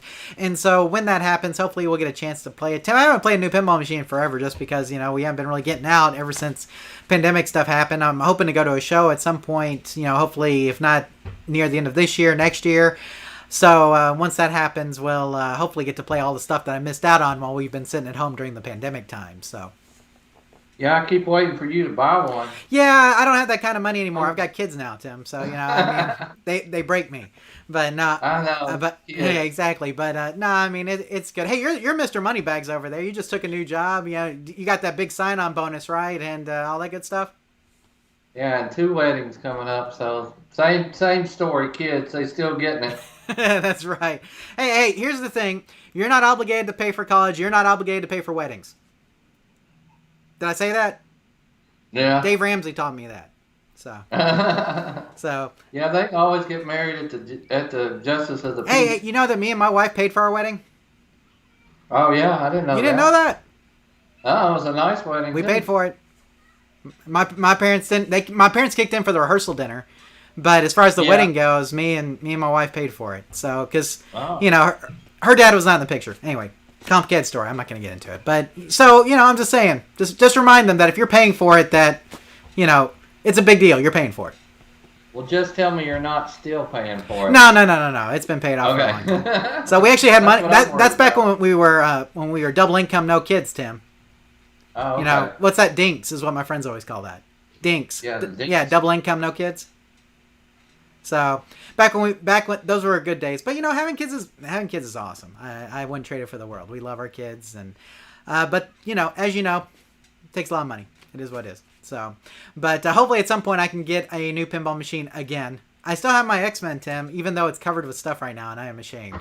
So hopefully at some point I'll get to play it. But anyway, Tim, it looks like YouTube Punk had to cook dinner for his family, so he's out of here. And hey, life happens, right, Tim? So. Yeah. So we just appreciate you being here for when you're here. So thanks for joining us tonight, YouTube Punk. We greatly appreciate it. Now, Tim, I saw this next story and thought, man, this is a cool project. But, man, in the amount of time that he spent to build this thing, he probably could have built a real arcade cabinet. And so here's the story, guys. Cardboard Mario Kart arcade cabinet is the ultimate Nintendo Labo project. So here's a guy, Tim, YouTuber Dan Creator, made a full-on cardboard Mario Kart arcade cabinet, complete with a working steering wheel and gas pedal. The cabinet is a variation on the official arcade cabinet, given the Mario Kart arcade software isn't actually available for any Nintendo console, is presumably never will be. Instead, hidden inside the cardboard frame is a Nintendo Switch connected to a TV running Mario Kart 8 Deluxe, a suitable alternative. So this guy actually made a full-on sit-down Mario Kart arcade cabinet out of cardboard, Tim. Yeah. So when I first saw this, I thought it was Kane all grown up. So yeah, Kane's Arcade. Yeah, exactly. Golly, this is a lot of work, and he even put some LEDs and stuff on there. Like I'm saying, he could have actually built a full-on real arcade cabinet for the amount of work he put into this cardboard version, I think. Oh well. Hey, everybody's different. Hey, if you'd rather have a cardboard than a real wood one. And I don't know how long it took him to do this video, Tim. If it was like 8 months ago or something, man, cardboard is a lot cheaper than wood 8 months ago, if you know what I'm saying. Yeah, maybe so. So still is. Right. Danny says his wedding went good and he's a married man now. Congratulations, Danny. So. Oh, congratulations, Danny. So we're glad that you can be miserable like me and Tim. No, just kidding. Just kidding. Didn't back out. That's right. Speaking. What games are for sale? That's what That's I right. know. Which ones are the wife getting rid of? Is their wife getting rid of? So there you go. You may not know this, guys, but Tim was actually the best man in my wedding. So there you go. And we're still together, Tim. We're still friends. It's been a few years. Yeah, just a couple. Actually, me and the wife, we had our 15th wedding anniversary this year, Tim. I don't know if you knew that, but 15 years this year. So, been married a while now. So, but anyway, Delusional says that cardboard Mario Kart cabinet has the same quality as an arcade 1-up. That's a good one. I got you there. Well, guess what, Delusional? You gave me the perfect segue into my next story. So check this out, Tim. Arcade 1-Up announces Tron, Ridge Racer, and more for this holiday season. So, Tim, this news just broke today, and that we were going to get Tron and Ridge Racer and Killer Instinct for this holiday season. They had been announced, and Ridge Racer not so much, but Tron and Killer Instinct had been announced, but we didn't exactly know when they would be coming out. Now we have dates on those. We know that the Killer Instinct is going to be available for pre-order on November 10th, and that the Tron will be available on October 19th. Now the Ridge Racer, there have been some pre-order days floating around a little bit. I think November has been talked about, but I don't think that they've nailed down an official. So just a couple of details about these cabinets, guys. The Tron has Tron and Disc of Tron on it. The Killer Instinct has Killer Instinct 1, Killer Instinct 2, and Battletoads on it, along with another unannounced game, is what they've said. And the Ridge Racer comes with Ridge Racer 2, Rave Racer, Ace Driver, and Ace Drive Victory Lap. So you get 5 games on that one, Tim, which is quite a selection. And Ridge Racer is one of my favorite driving games. I love that game, Tim. It's a lot of fun. And I think the Killer Instinct is going to have online play. YouTube Punch, or the Regzer Show just chimed in on that, said Killer Instinct has online play. I think it does, and I think the Tron might have online leaderboards, Tim, to where you can compare scores with other people. So not online play, but online leaderboards. So, and the same for the Ridge Racer cabinet is what I'm hearing, is it's going to have the online leaderboards as well. Tim, are you interested in any of these cabinets? Are you finally going to pick up a new in-box arcade 1-Up, Tim? No, the Tron it caught my attention, but I don't know. No, can't see it. I'd rather have the pinball game. Yeah, and they actually put the pinball machines back on sale at their original MSRP recently, Tim. I don't know if they're going to come back at that or not, but they did release some to Walmart.com for the $5.49 price, which is what the original MSRP was on them. So it's possible that the pinball machines may come back up. And they did do the update, Tim. I don't know if we talked about that. I have not updated my machine yet, but there is an update, and I've heard it makes Whitewater playable. So looking forward to that. Good. There is also a hack that lets you play all of the Star Wars, all of the Marvel, and all of the Williams tables on one cabinet. Oh. But it is definitely a hack and a mod. So that's something to keep in mind. But there is a hack and mod out there that will allow you to do that. So, but anyway, I think of the crop of arcade 1-Ups that have come up, this may be one of my favorite crops. The Tron, the Killer Instinct, and the Ridge Racer. These are all games I have very fond memories of, Tim. Mm-hmm. And you know, Ridge Racer and Tron have very specific control schemes that are really hard to emulate. On like just a standard emulator. Tron especially, Tim, you really have to have that spinner and that joystick with the trigger to really get the Tron feel. So the fact that we're getting that, I think, is going to be at least closer to playing Tron than you would be probably otherwise, unless you have an actual arcade cabinet. I think so. So there you go. So just for you guys out there, if you're going to buy one of these cabinets, let us know in the live chat or in the comments below. We'd love to hear that. Or if you're planning to buy a Godzilla or a Queen or want to give your thoughts on those pinball machines, you can leave your comments in the live chat if you're here, or in the comment section below if you're watching this after the fact. Tim, I also heard that the Ridge Racer one will have force feedback. So does that change your opinion at all? No. Okay. I think it's cool, but no. Okay. Sounds good. Well, let us know what you think, guys. We'd love to hear your opinion on the Arcade 1-Up releases or the pinball releases that we've just discussed. A couple things in the live chat here, Tim. Have you guys ever worked on electromagnetic pinball games? Is there a how-to guide for maintenance or repair you could suggest? Thank you. So, we have worked on some electromechanical ones. Sandpaper is your friend, right, Tim? Yeah. So, as far as contacts and things go... Emery boards. Right, exactly. Because you want to make sure the key thing is just making sure that all contacts are working on those. I don't know of any how-to. There are a couple of how-to guides out there, Tim. I can't think of any like linked right offhand. If I do, I'll put them in the show notes. There are a lot of guys that we know, Tim, who specialize in those, and I mean, it's just there really is an art to the way that they were designed. It's amazing to me. But yeah, it takes a lot of patience. You just basically have to figure out, what switches are open that should be closed, and it's a lot of cleaning contacts, making sure that things are connected properly. Because you got to remember, there are no boards, right, Tim? No, they're amazing feats of engineering, but I am not the person to ask about them, that's for sure. There you go. So, but I mean, the tips are like we said, just make sure that all your contacts are making good connections. Sandpaper, emery boards will help clean a lot of the stuff on those contacts. Who's the guy, Tim, that always talked at the Houston shows that we recorded a lot of his seminars? Golly. Bob? No. Can't think of his name at the moment, but he is excellent. If you have any questions about electromechanical, you can talk to him. Are you talking about Evan? Nope, not Evan. I mean, Evan knows that stuff too, but not Evan. He does jukeboxes too, Tim. Jukeboxes and pinball machines. I can't remember that guy's name. I should remember that. So Okay. We have videos on our YouTube page from the Hag with him in them. John something. Okay. John Costa? John Costa. Thank you, Tim. So that is it. John Costa. That guy knows his electromechanicals. So, I mean, if you're looking for somebody, to run some questions by, you can contact John. He's around. He's got his own business. He works on them and everything. That guy knows electromechanical pinball machines, and we've got a lot of videos with him that you should probably watch if you're interested in that. And there are some how-to guys out there, but I cannot think of any off the top of my head. So if I do, I'll put them down in the show notes for you, Robert. But like I said, I know there are some out there. I just can't think of them. So. Let's see. Danny, I'm not selling any arcade games right now, Tim. I've done cut the collection down a little anyways. Good things the ones I have. Get a lot of playing time from my daughter and friends. So there you go. Can't get myself to buy an arcade 1-Up, though. So there you go. Yeah, the arcade 1-Ups just aren't so bad, guys. And I've got them here in the house, and I think they're fine. Now, are they an arcade machine? Like, are they a real arcade machine? No. I say this is an arcade 1-Up cabinet. This is an arcade cabinet, right? This is an arcade cabinet.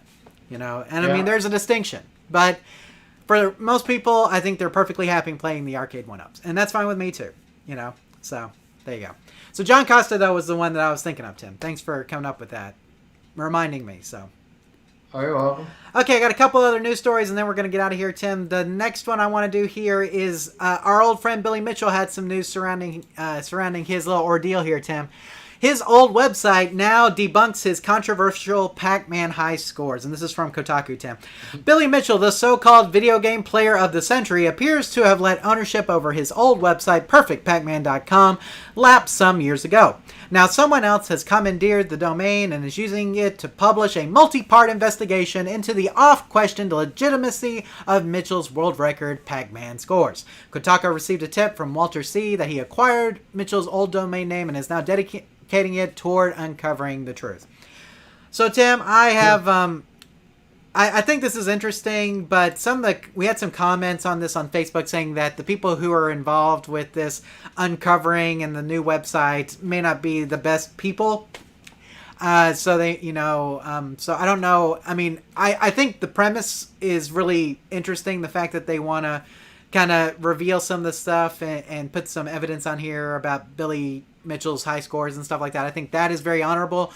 But apparently some of the people who bought and purchased this may be of questionable moral ethics. Is that a way to say it? Yeah. So, but anyway, I still think that what they're doing is interesting because, I think a lot of us would really like to know more about Billy Mitchell who haven't been following this as much. But Tim, I mean, from all the stuff that I've read and seen, it really does look like there was more hype to Billy Mitchell than substance. Does that make sense? Yeah. And is that how you feel? Yeah, that's kind of how I feel. So, for the longest time, I thought his portrayal in The King of Kong may have been over-exaggerated. And I still think it was somewhat exaggerated. But it may not have been as far off as what we were thinking. Does that make sense? Maybe not. So, I mean, look, I met him I met him in person. He was nice to me. I tend to judge people by the way they are to me, but I also have close friends who had really bad experiences with him. So, I mean, it kind of goes both ways. I don't know what to believe. Just give me more information. I want to know more. So, okay. And Tim, I think we have one more story here. And if you guys haven't picked one of these up, I would recommend you pick it up now before they sell out. And that is the Hallmark Keepsake 2021 Super NES Ornament, which is now available and in stock at Hallmark.com. Now, I don't know. Last time I checked it, Tim, it was still in stock. I'm not sure if it's still in stock now. This link is down in the show notes, guys. So if you want to check it to see if it is, you can. But here's the description from the Hallmark page. It says, recall hours spent sitting in your beanbag chair, parked in front of the television, video game controller in hand. Nothing mattered except defeating Bowser and ultimately completing the entire Super Mario World game. Relive the carefree fun when you display this Super NES console Christmas tree ornament that lights up and plays the familiar music and sounds of the iconic video game. And the price is $19.99. Tim, apparently the power light on this, the power LED lights up just like it does on the original game, and it does play sounds and music from Super Mario World. So a lot of people, though, Tim, were disappointed that Hallmark did not do an arcade keepsake this year. They did several video game ones, but there was not an arcade one. And so I've got the Donkey Kong and the Pac-Man ones. Tim, which ones do you have in the Hallmark Keepsake arcade collection? I know I had the Pac-Man and the Galaga, and I think the Donkey Kong also. The Donkey Kong to me is my favorite. The Pac-Man is fun too. And I think they had a Defender. Was Defender last year, Tim? I think it was.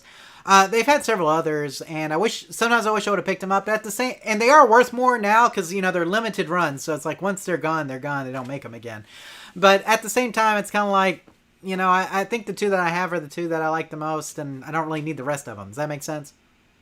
Yeah. I'd like to hear from people in the live chat, or if you want to post in the comments which Hallmark Keepsake arcades you have. I'd love to hear somebody. If you have the whole collection, I'd really like to know that too, so I know how many are out there. But let us know if you've got any of those, and let us know also if you're going to be picking up the Super NES Keepsake from this year. So, well, Tim, I think that does it for our normal live show portion of the show. We'll be getting into the after show here in just a bit, but before we do, we want to give a couple of reminders here. And the first one is that we want your arcade related videos. If you want some free advertising for your YouTube channel, we're looking for people to submit short videos, 10 minutes or less, about arcade related topics. Send a link of your video to questions@arcaderepairtips.com and our staff will review it. If we like it, we'll use it during one of our live show episodes. Make sure to put a plug in for your channel so people will know where to find you. We look forward to seeing your submissions. We always put this out here, guys, because we know some of you guys have YouTube channels that are just on the verge of being monetized, and so in order to help you out, we want to send some viewers your way. So if you'd like to take advantage of that opportunity, then you can send a short video to questions@arcaderepairtips.com. We'll review it, and if we like it, we'll play it here on the live show and let everybody from our audience see it as well. So there you go. Tim, before I move on with the contact here, a couple of things in the live chat. Real Hammer Billy Lee says, I have a Donkey Kong, Pac-Man, Galaga, Defender, and Joust. So he's got quite a few of them. Danny says, so cool that Nintendo would do that with the SNES. What is your favorite Nintendo console? Tim, it's really hard for me to part from the NES, the original NES. I've got way too many memories of playing, especially Super Mario Brothers 3, Teenage Mutant Ninja Turtles. That just hit in the sweet spot of my childhood, and so I think as far as Nintendo consoles go, there'll never be another NES. And plus, I mean, look what it did. It literally brought the video game industry back. So, what about you, Tim? Your favorite Nintendo console? I like the Super Nintendo, the one like the Ornament. Yeah, the Super Nintendo was great. I mean, I have a lot of fun memories of that too. But I mean, I remember seeing my first NES cartridge. I was in second grade, and one of the kids brought it from home. I'd never seen anything like that. Tim, before that point in my life, I thought in order to play video games, you had to go to the arcade. Oh, wow. I did not realize they made home video games. You know why? Because the Atari had been gone, and there was nothing there kind of during that time period. And so it wasn't until the NES came out that I was like, whoa, you can play video games at home? I had no idea. So, like I said, I thought the arcade was it for the longest time. So, good stuff. But anyway, Josh B just made a donation, Tim. So, he says, if I was stuck on a desert island with only one console, Super NES, hands down.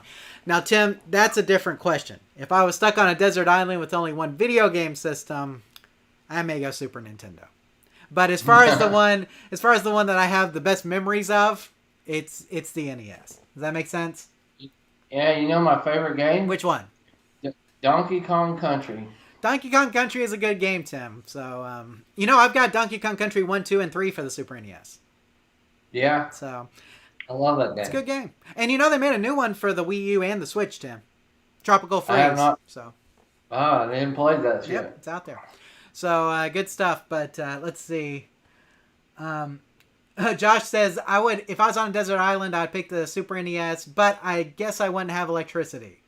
His games, Super Metroid, Chrono Trigger, Zelda, Link to the Past, Super Mario World, so many great games on the Super NES. Golly, man, you can't even name them all. Super Mario RPG is so great. I love that game. Street Fighter 2, Super Street Fighter 2, Street Fighter 2 Turbo. Golly, I played the mess out of those. Mortal Kombat 2, the version on the Super NES was the best. NBA Jam, all the arcade translations. Oh, golly, so many good memories of the Super NES. But like I said, the NES, I would not be a gamer today without the NES, I don't think. The NES was it, the original. So, but anyway, but here's the thing, Tim. We're making new memories all the time.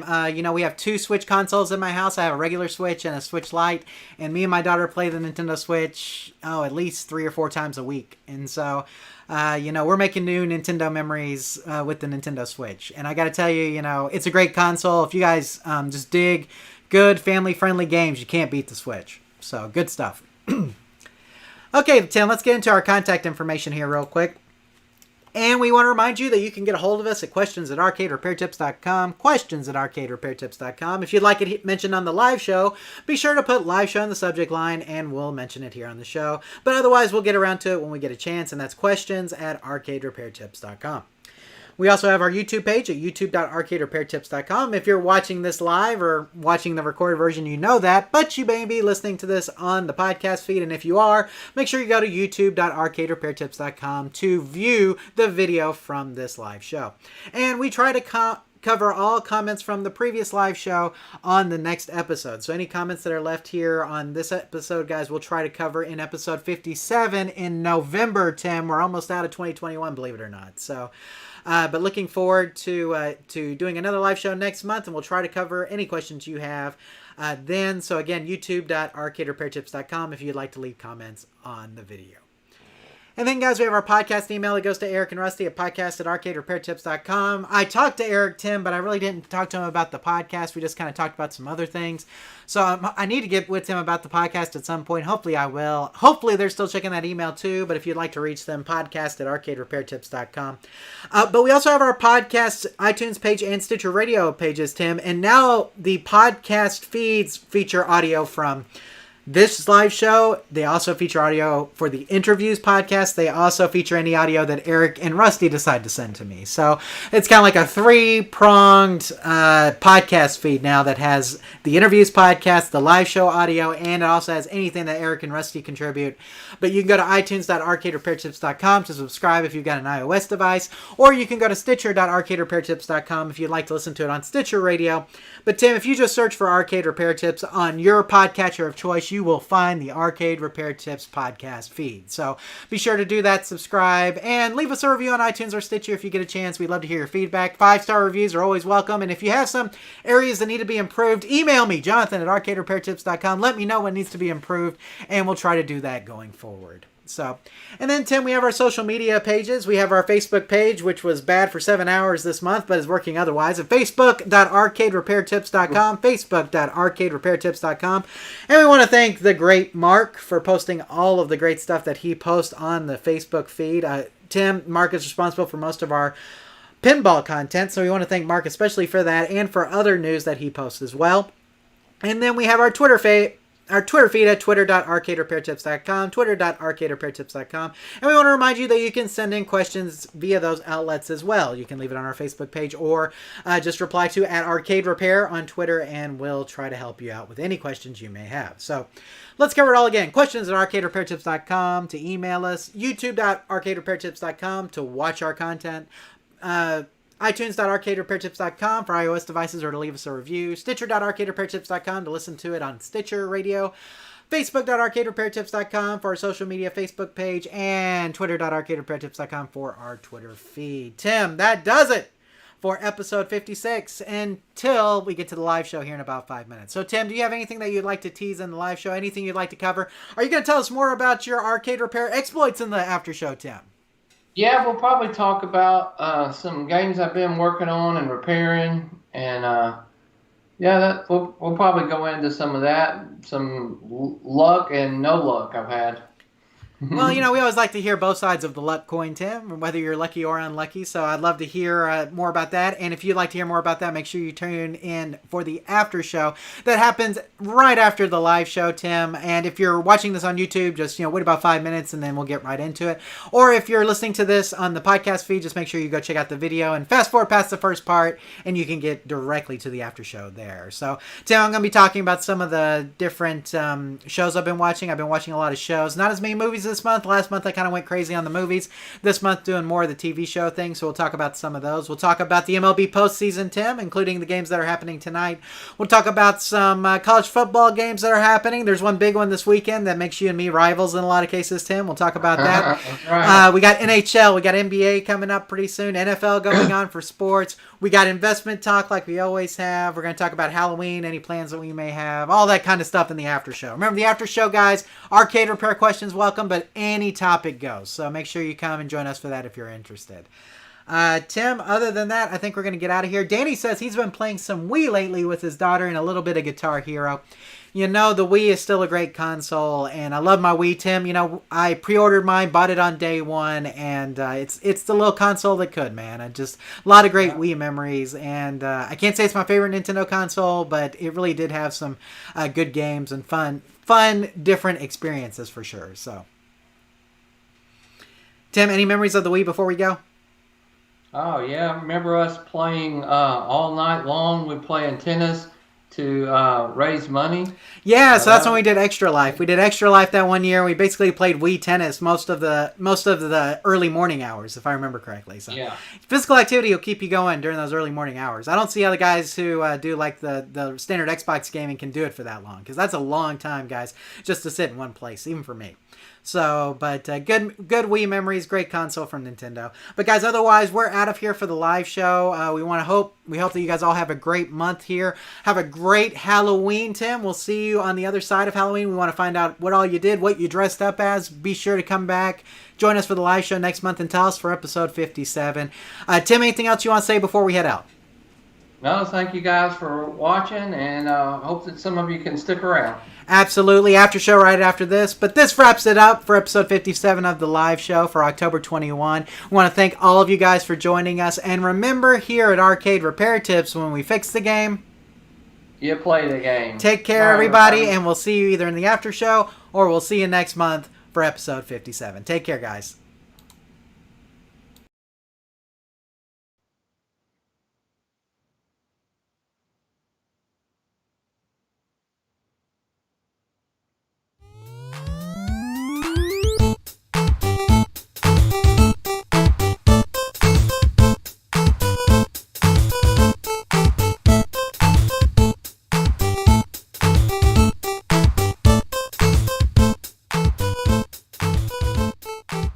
Thank you for watching this episode of the Arcade Repair Tips live show.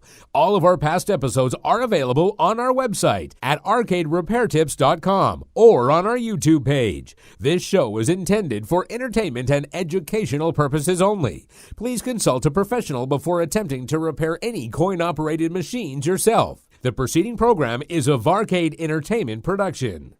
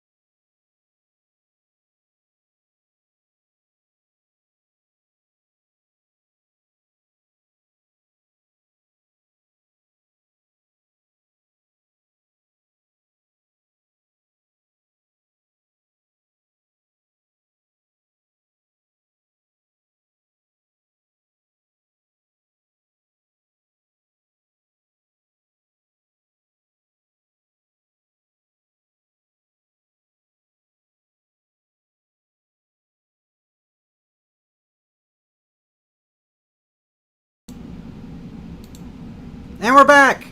I got Tim here. He's back. We both took our potty breaks, and now we're ready to go for a little bit longer on the after show, guys. Now, Tim, before we wrapped up the regular show, you mentioned that you're going to talk about some of your arcade repair adventures this month. So I'm just going to cross my arms like this and just kind of listen to what you've been up to. So.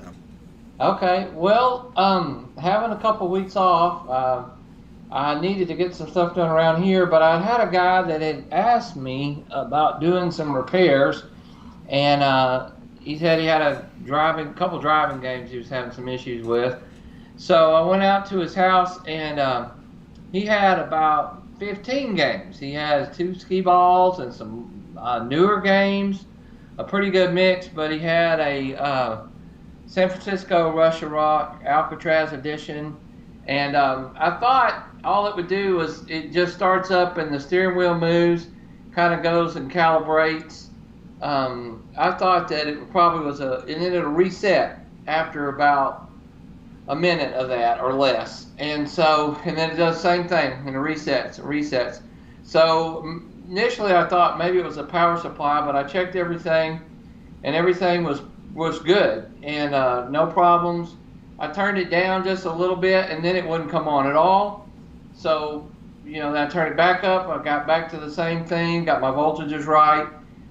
Did a little research online. Some guys helped me with that and pointed to another guy who had the same issue. Seems like there's a chip on the board. And he sent his off to Arcade Services in Indiana. I've got his name here. I know he's done some work for us before. His name is Mike Yosha. And he kind of specializes in those Rush to Rock, a lot of those type of games. So I mailed him the board. I was kind of in for a shock. I had not realized how much shipping had gone up, especially when I'm packaging it and boxing it myself and taking it to the shipper. So, all these people still selling on eBay with free shipping, man, they're brave. I don't know how. I got a couple auctions up right now, and I don't have to pay the shipping. That's crazy. But anyway, so that got me to. I started cleaning out some games in storage and trying to get some working, and just some PC-based games have been sitting there a long time.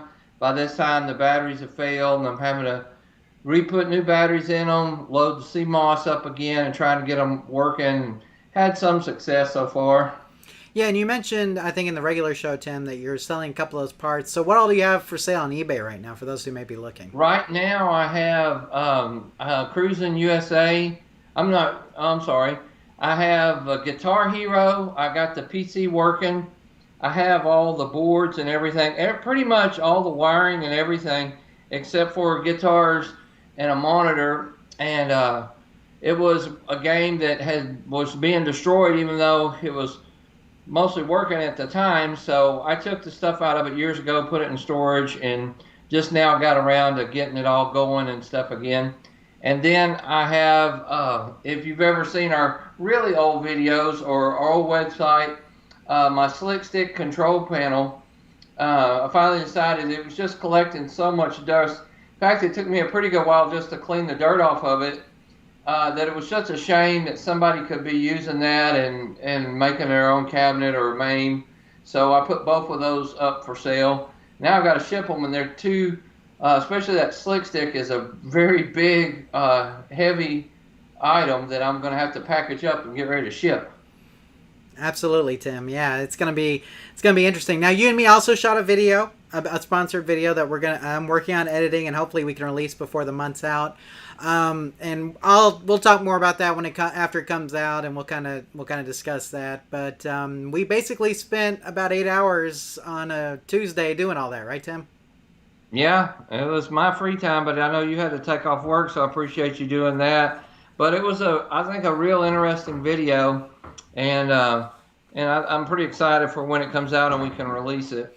Absolutely. And Tim, I think we're going to do kind of a media blitz with this company. And so I may try to interview the owner for the Interviews podcast too. I haven't talked to him about that, but it's something I'm going to do. I think it's something we're going to try to do. So we'll just see how all that shakes out. But this new content coming your way hopefully soon. I'm going to be working on that over the next couple of weeks, and hopefully I can get it out, at some point in the not so distant future. We'll see. Tim, so how'd your September go? You have anything really happen or anything? Well, after I left Chucky, that was kind of wasn't a rush decision. It's something I've been thinking about for a while, but just had not got the official hiring go. And when I did and went in and turned in my notice, just been kind of had some time off, which I desperately needed, and to just recharge my batteries and get some projects done. And my wife said if we could afford it, she would love for me just to stay home, because I'm a pretty good housekeeper and get supper and ready for her and stuff. But fortunately, they don't pay you to sit around very much, so I had to go back to work today. Yeah, I need to find the job where they let me sit around, Tim. A lot of people have found it. I think it's called unemployment, Tim. I don't know if you've ever seen that one. But anyway, yeah, I understand, Tim. It is what it is. And, but we're glad you're back out in the workforce, and hopefully this new job's going to work out for you. I think everybody's kind of sad that you left Chuck E. Cheese so soon. But I think, Tim, when the right opportunity comes out, you have to jump on it. So. Yeah, and I would have taken this job had it been available at the time. It just wasn't available, or they had never made me an official job offer. Another thing is it's a new job creation by them. Be all over East Texas. I'll be traveling and doing some stuff, and maybe we'll go into more what I'll be doing at a later time. Since I don't know what all their rules are about disclosing stuff and everything, but anyway, I'm not in the arcade business anymore, but it does give me weekends off where I can do some repairs and get some things done, and maybe even doing a little traveling or something, have a little fun. Absolutely, Tim. Sounds good. Well, we got Halloween coming up. Tim, what about a Halloween costume? Any Halloween parties? Any Halloween plans you got going on? I have not even thought that far ahead. In fact, today snuck up on me that already the 7th, which is crazy. But what about you, John? I know you've been working on a costume, haven't you? Yeah, we've already got it all taken care of at this point. I've already ordered everything. My son's costume's here. He really wanted to do a Polar Express theme. So he's going to be the little boy. So we got him the gold PJs with the blue coat and the bell in his pocket. So he's going to do that.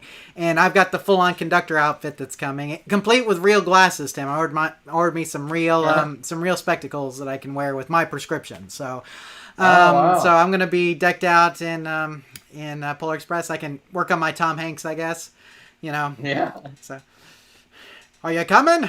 So anyway, but yeah. Working on that. So as far as Halloween goes, we always do a trunk or treat at our church. So we're going to do that again this year. And then our neighborhood goes all out for Halloween. We've got we have trick-or-treaters all over the place usually here. Obviously, last year was a little different because of the pandemic and everything, but I think this year we're going to be pretty much back to normal. Tim, I give out full-size candy bars, and right now I got about 80 or so that I need to give out. So. Wow.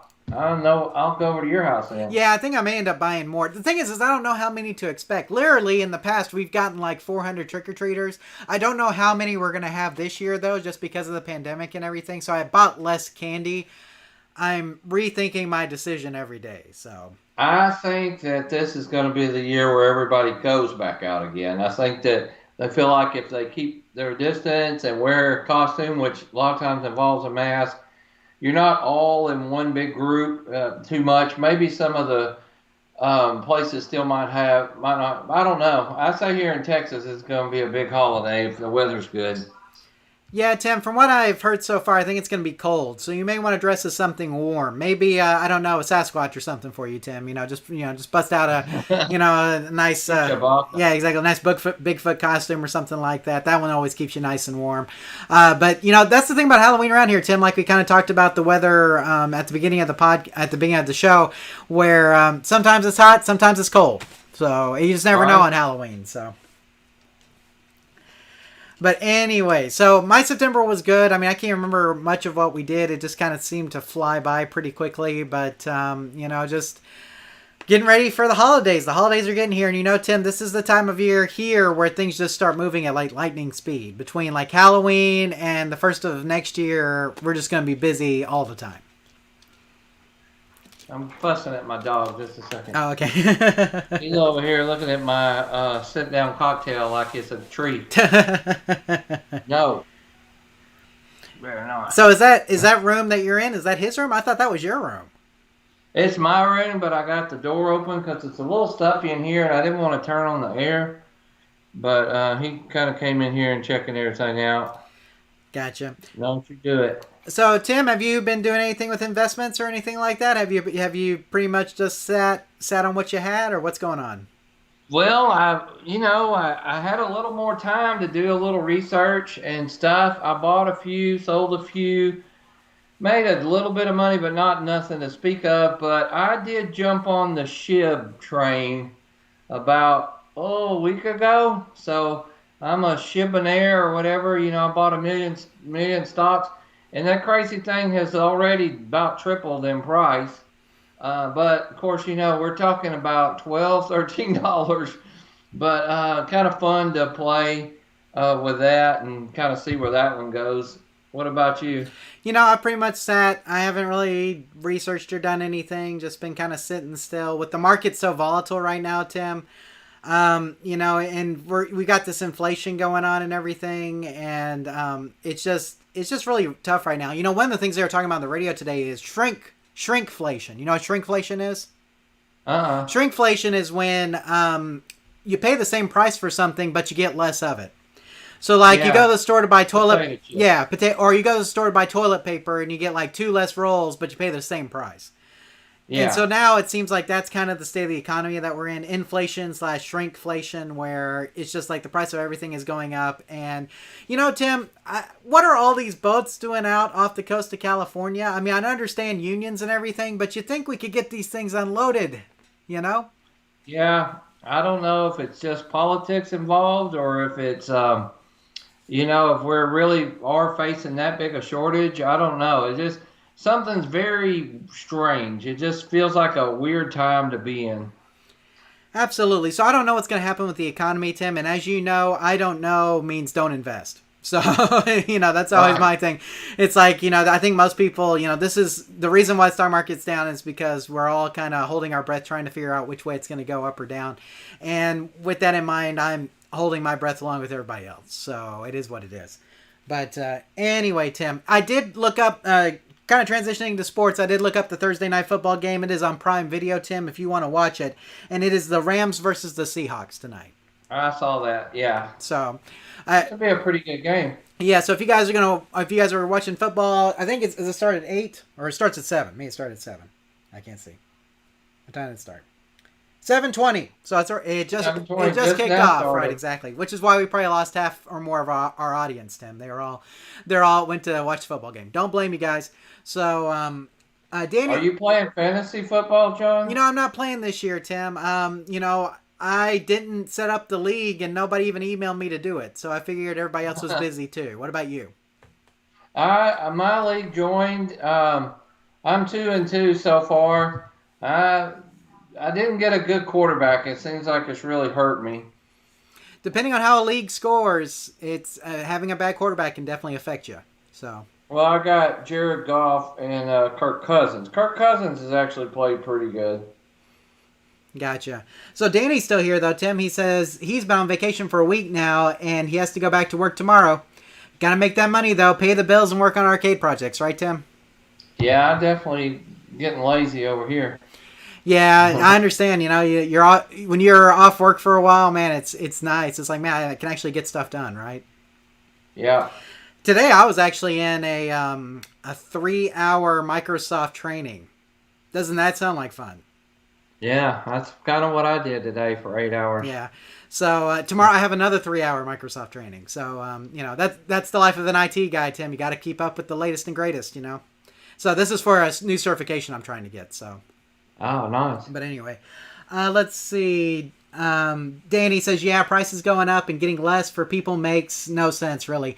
Well, it's just the economy. I mean, the problem right now is that raw materials are hard to come by. I work for a manufacturing company, and guess what? We can't get stuff we make rubber. I can't get stuff to make rubber.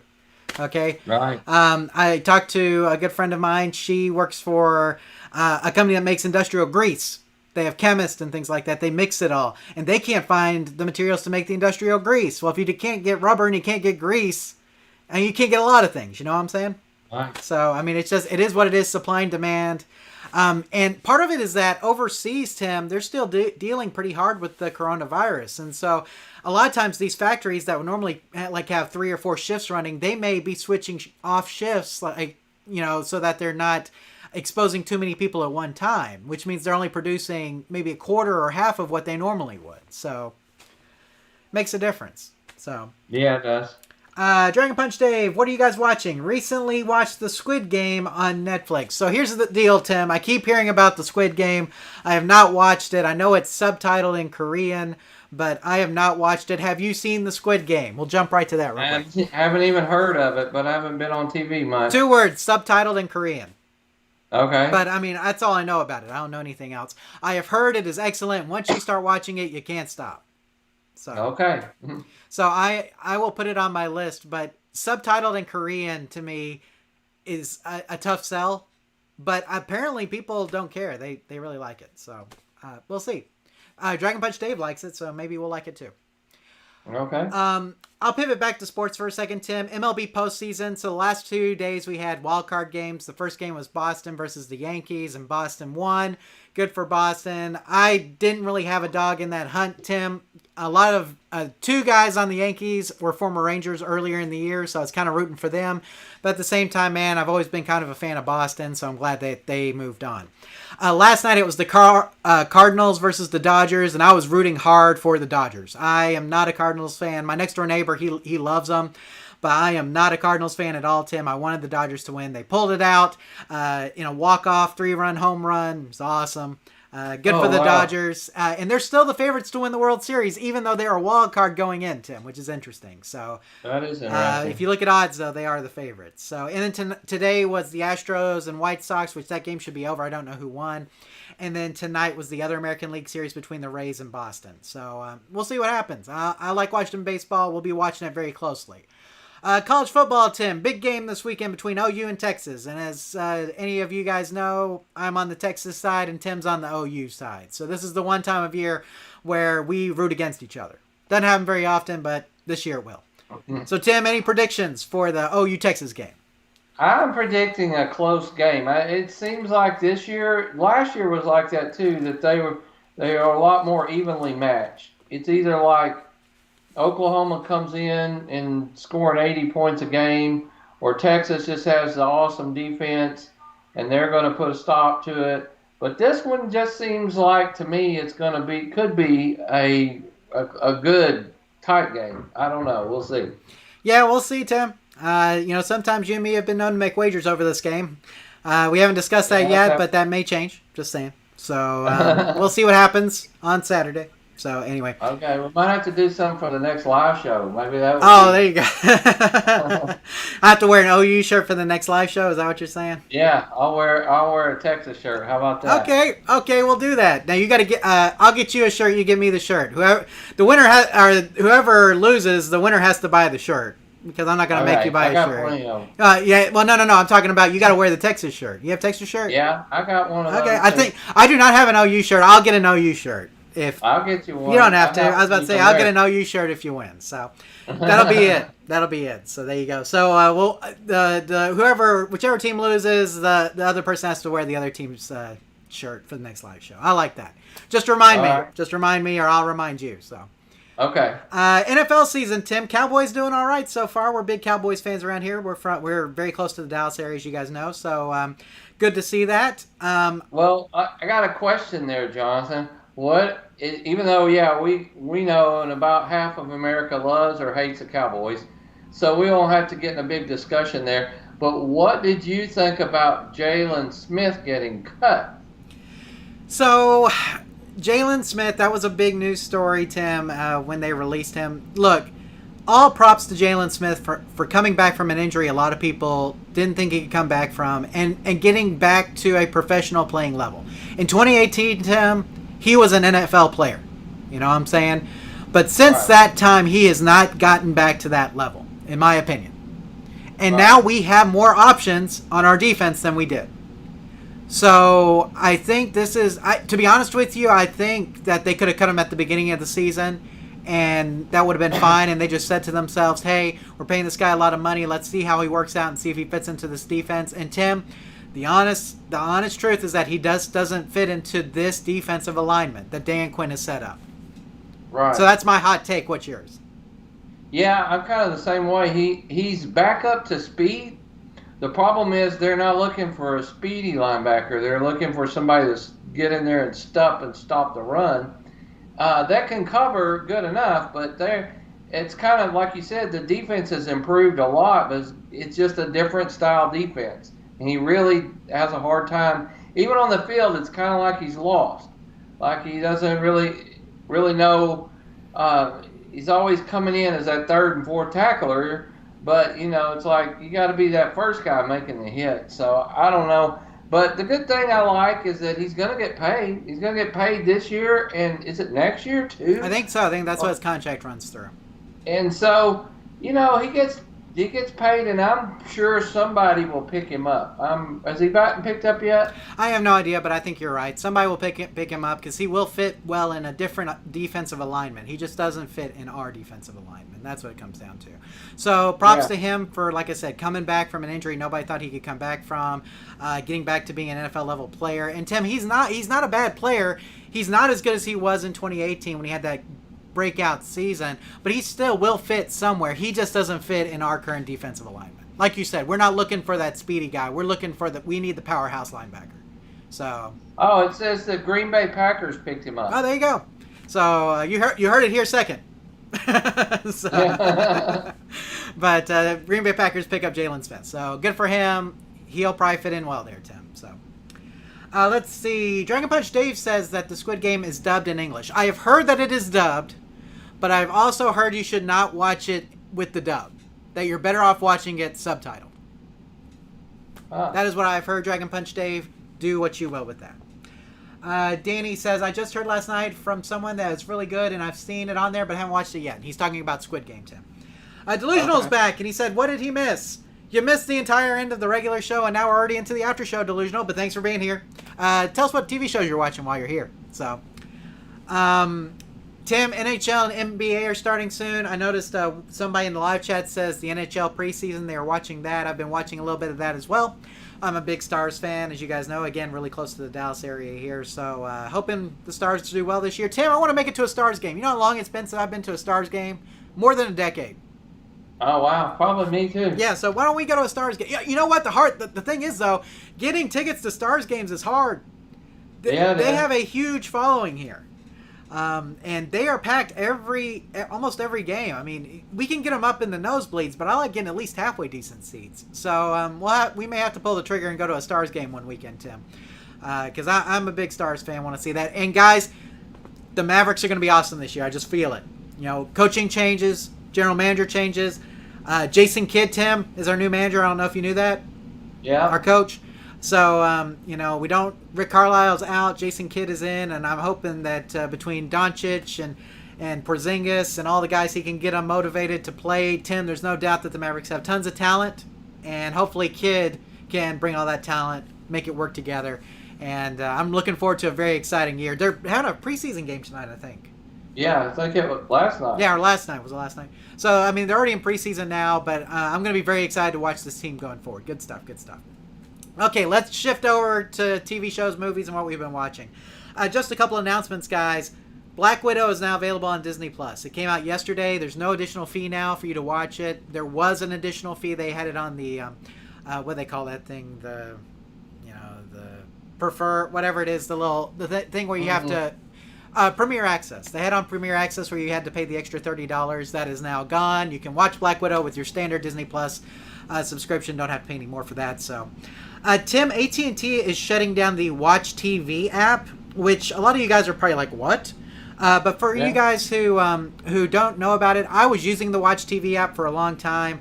It was basically a live streaming app that allowed you to live stream all of the channels that were owned by AT&T/Warner. So that means you could do TNT, CNN, all that, basically for free if you had an AT&T subscription. But on November 30th, they're doing away with that service. Instead, they'll give you free HBO Max. I think I'd rather have the Watch TV app, but HBO Max is really good. I'm about to talk about something I watched last night on HBO Max. So, the other thing was that for those of you guys who have YouTube TV and use that as like your cable service, they were in contract talks with NBC Universal because they were about to drop them, and just within the last couple of days, they reached an extension, so they're not losing the NBC channels. So you don't have to worry about missing Sunday Night Football or anything like that. So. But that's all of the cord cutting talk, Tim. Let's talk about TV shows. We got Delusional says he's seen Squid Game, and he says it's fan-freaking-tastic. And then he's been watching Marvel's What If. And I'm going to put in a chime for Marvel's What If. The season finale was released today, Tim. And the end, I have not watched the season finale, but everything leading up to it has been really good. I've really enjoyed Marvel's What If. So, Tim, what have you been watching? I watched the new Clint Eastwood movie on HBO Max. Cry Cry Poncho. Cry Yeah. Macho. Cry Macho, yeah. How was it? And you know what? I liked it. It was just different, and it was good. And it wasn't anything outstanding.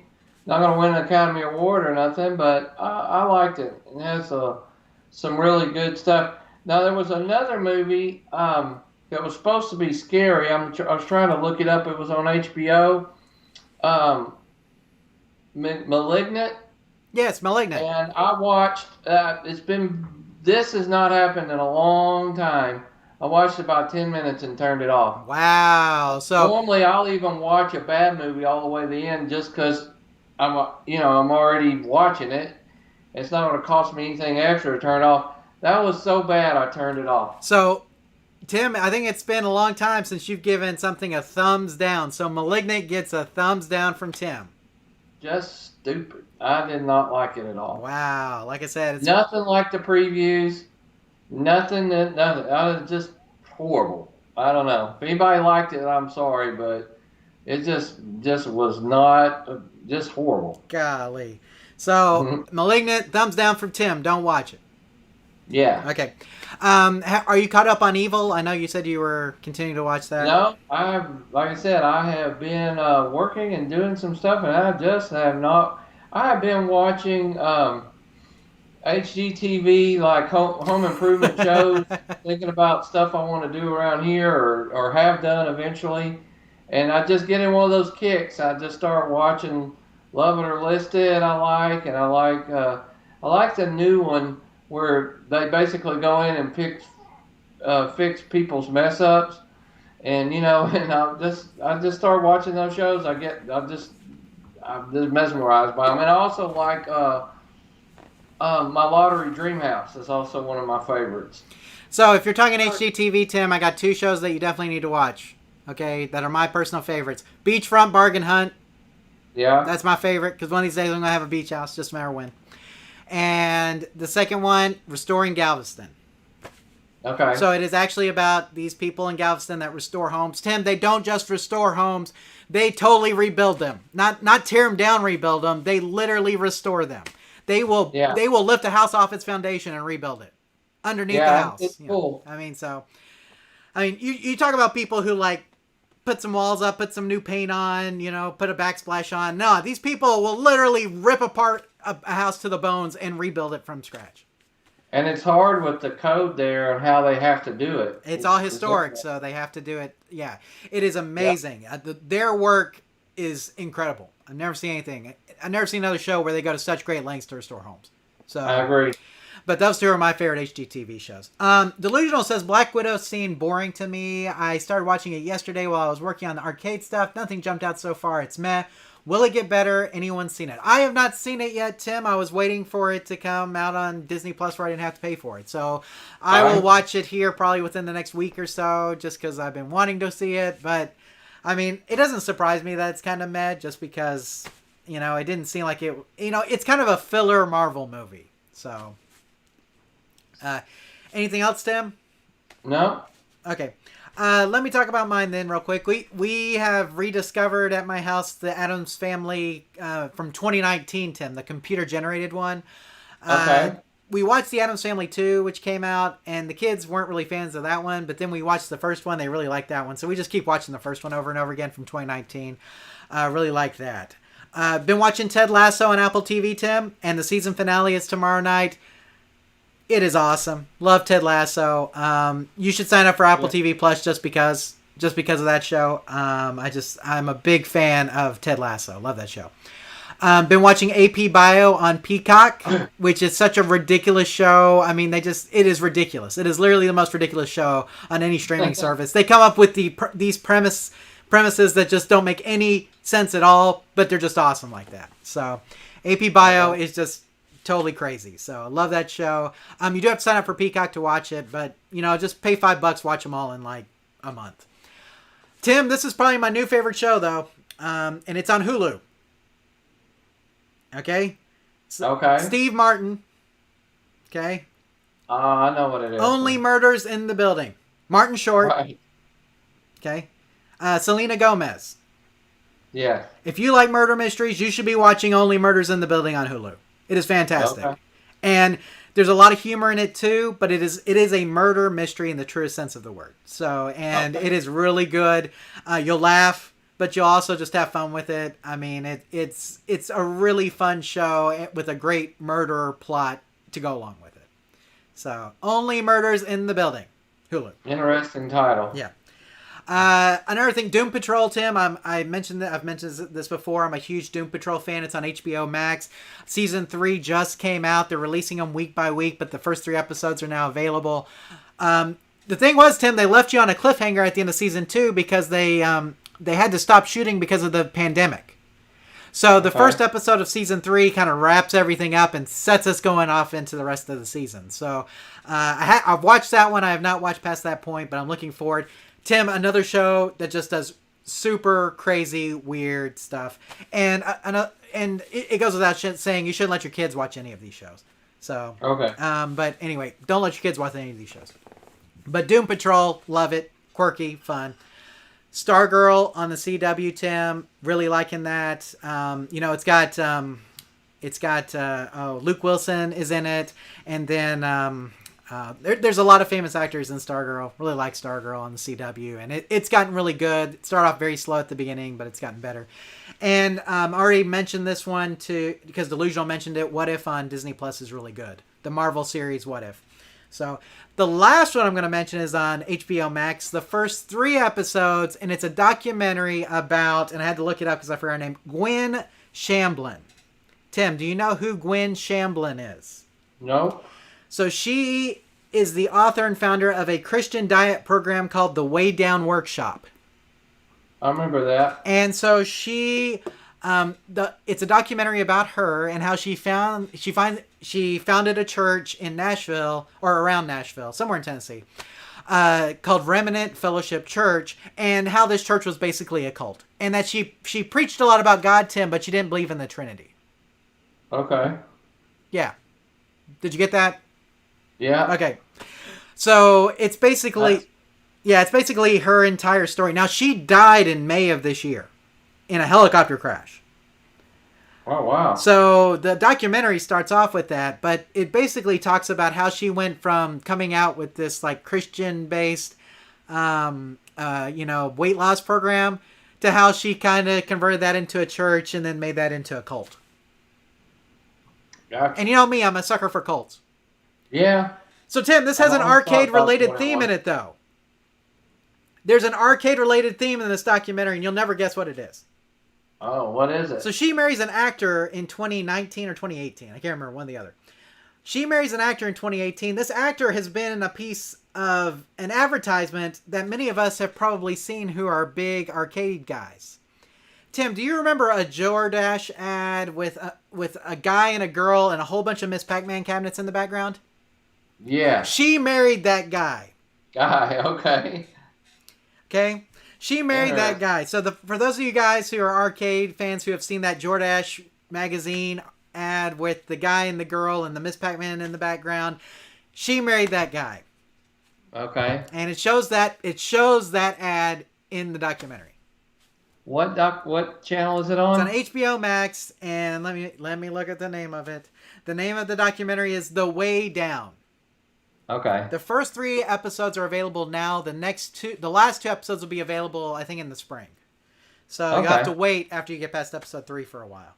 But guys, she was running a full-on cult. That's what the whole thing is, and it's super. Tim, I'm a sucker for cult things. I think we've all know that if you've heard me talk about anything.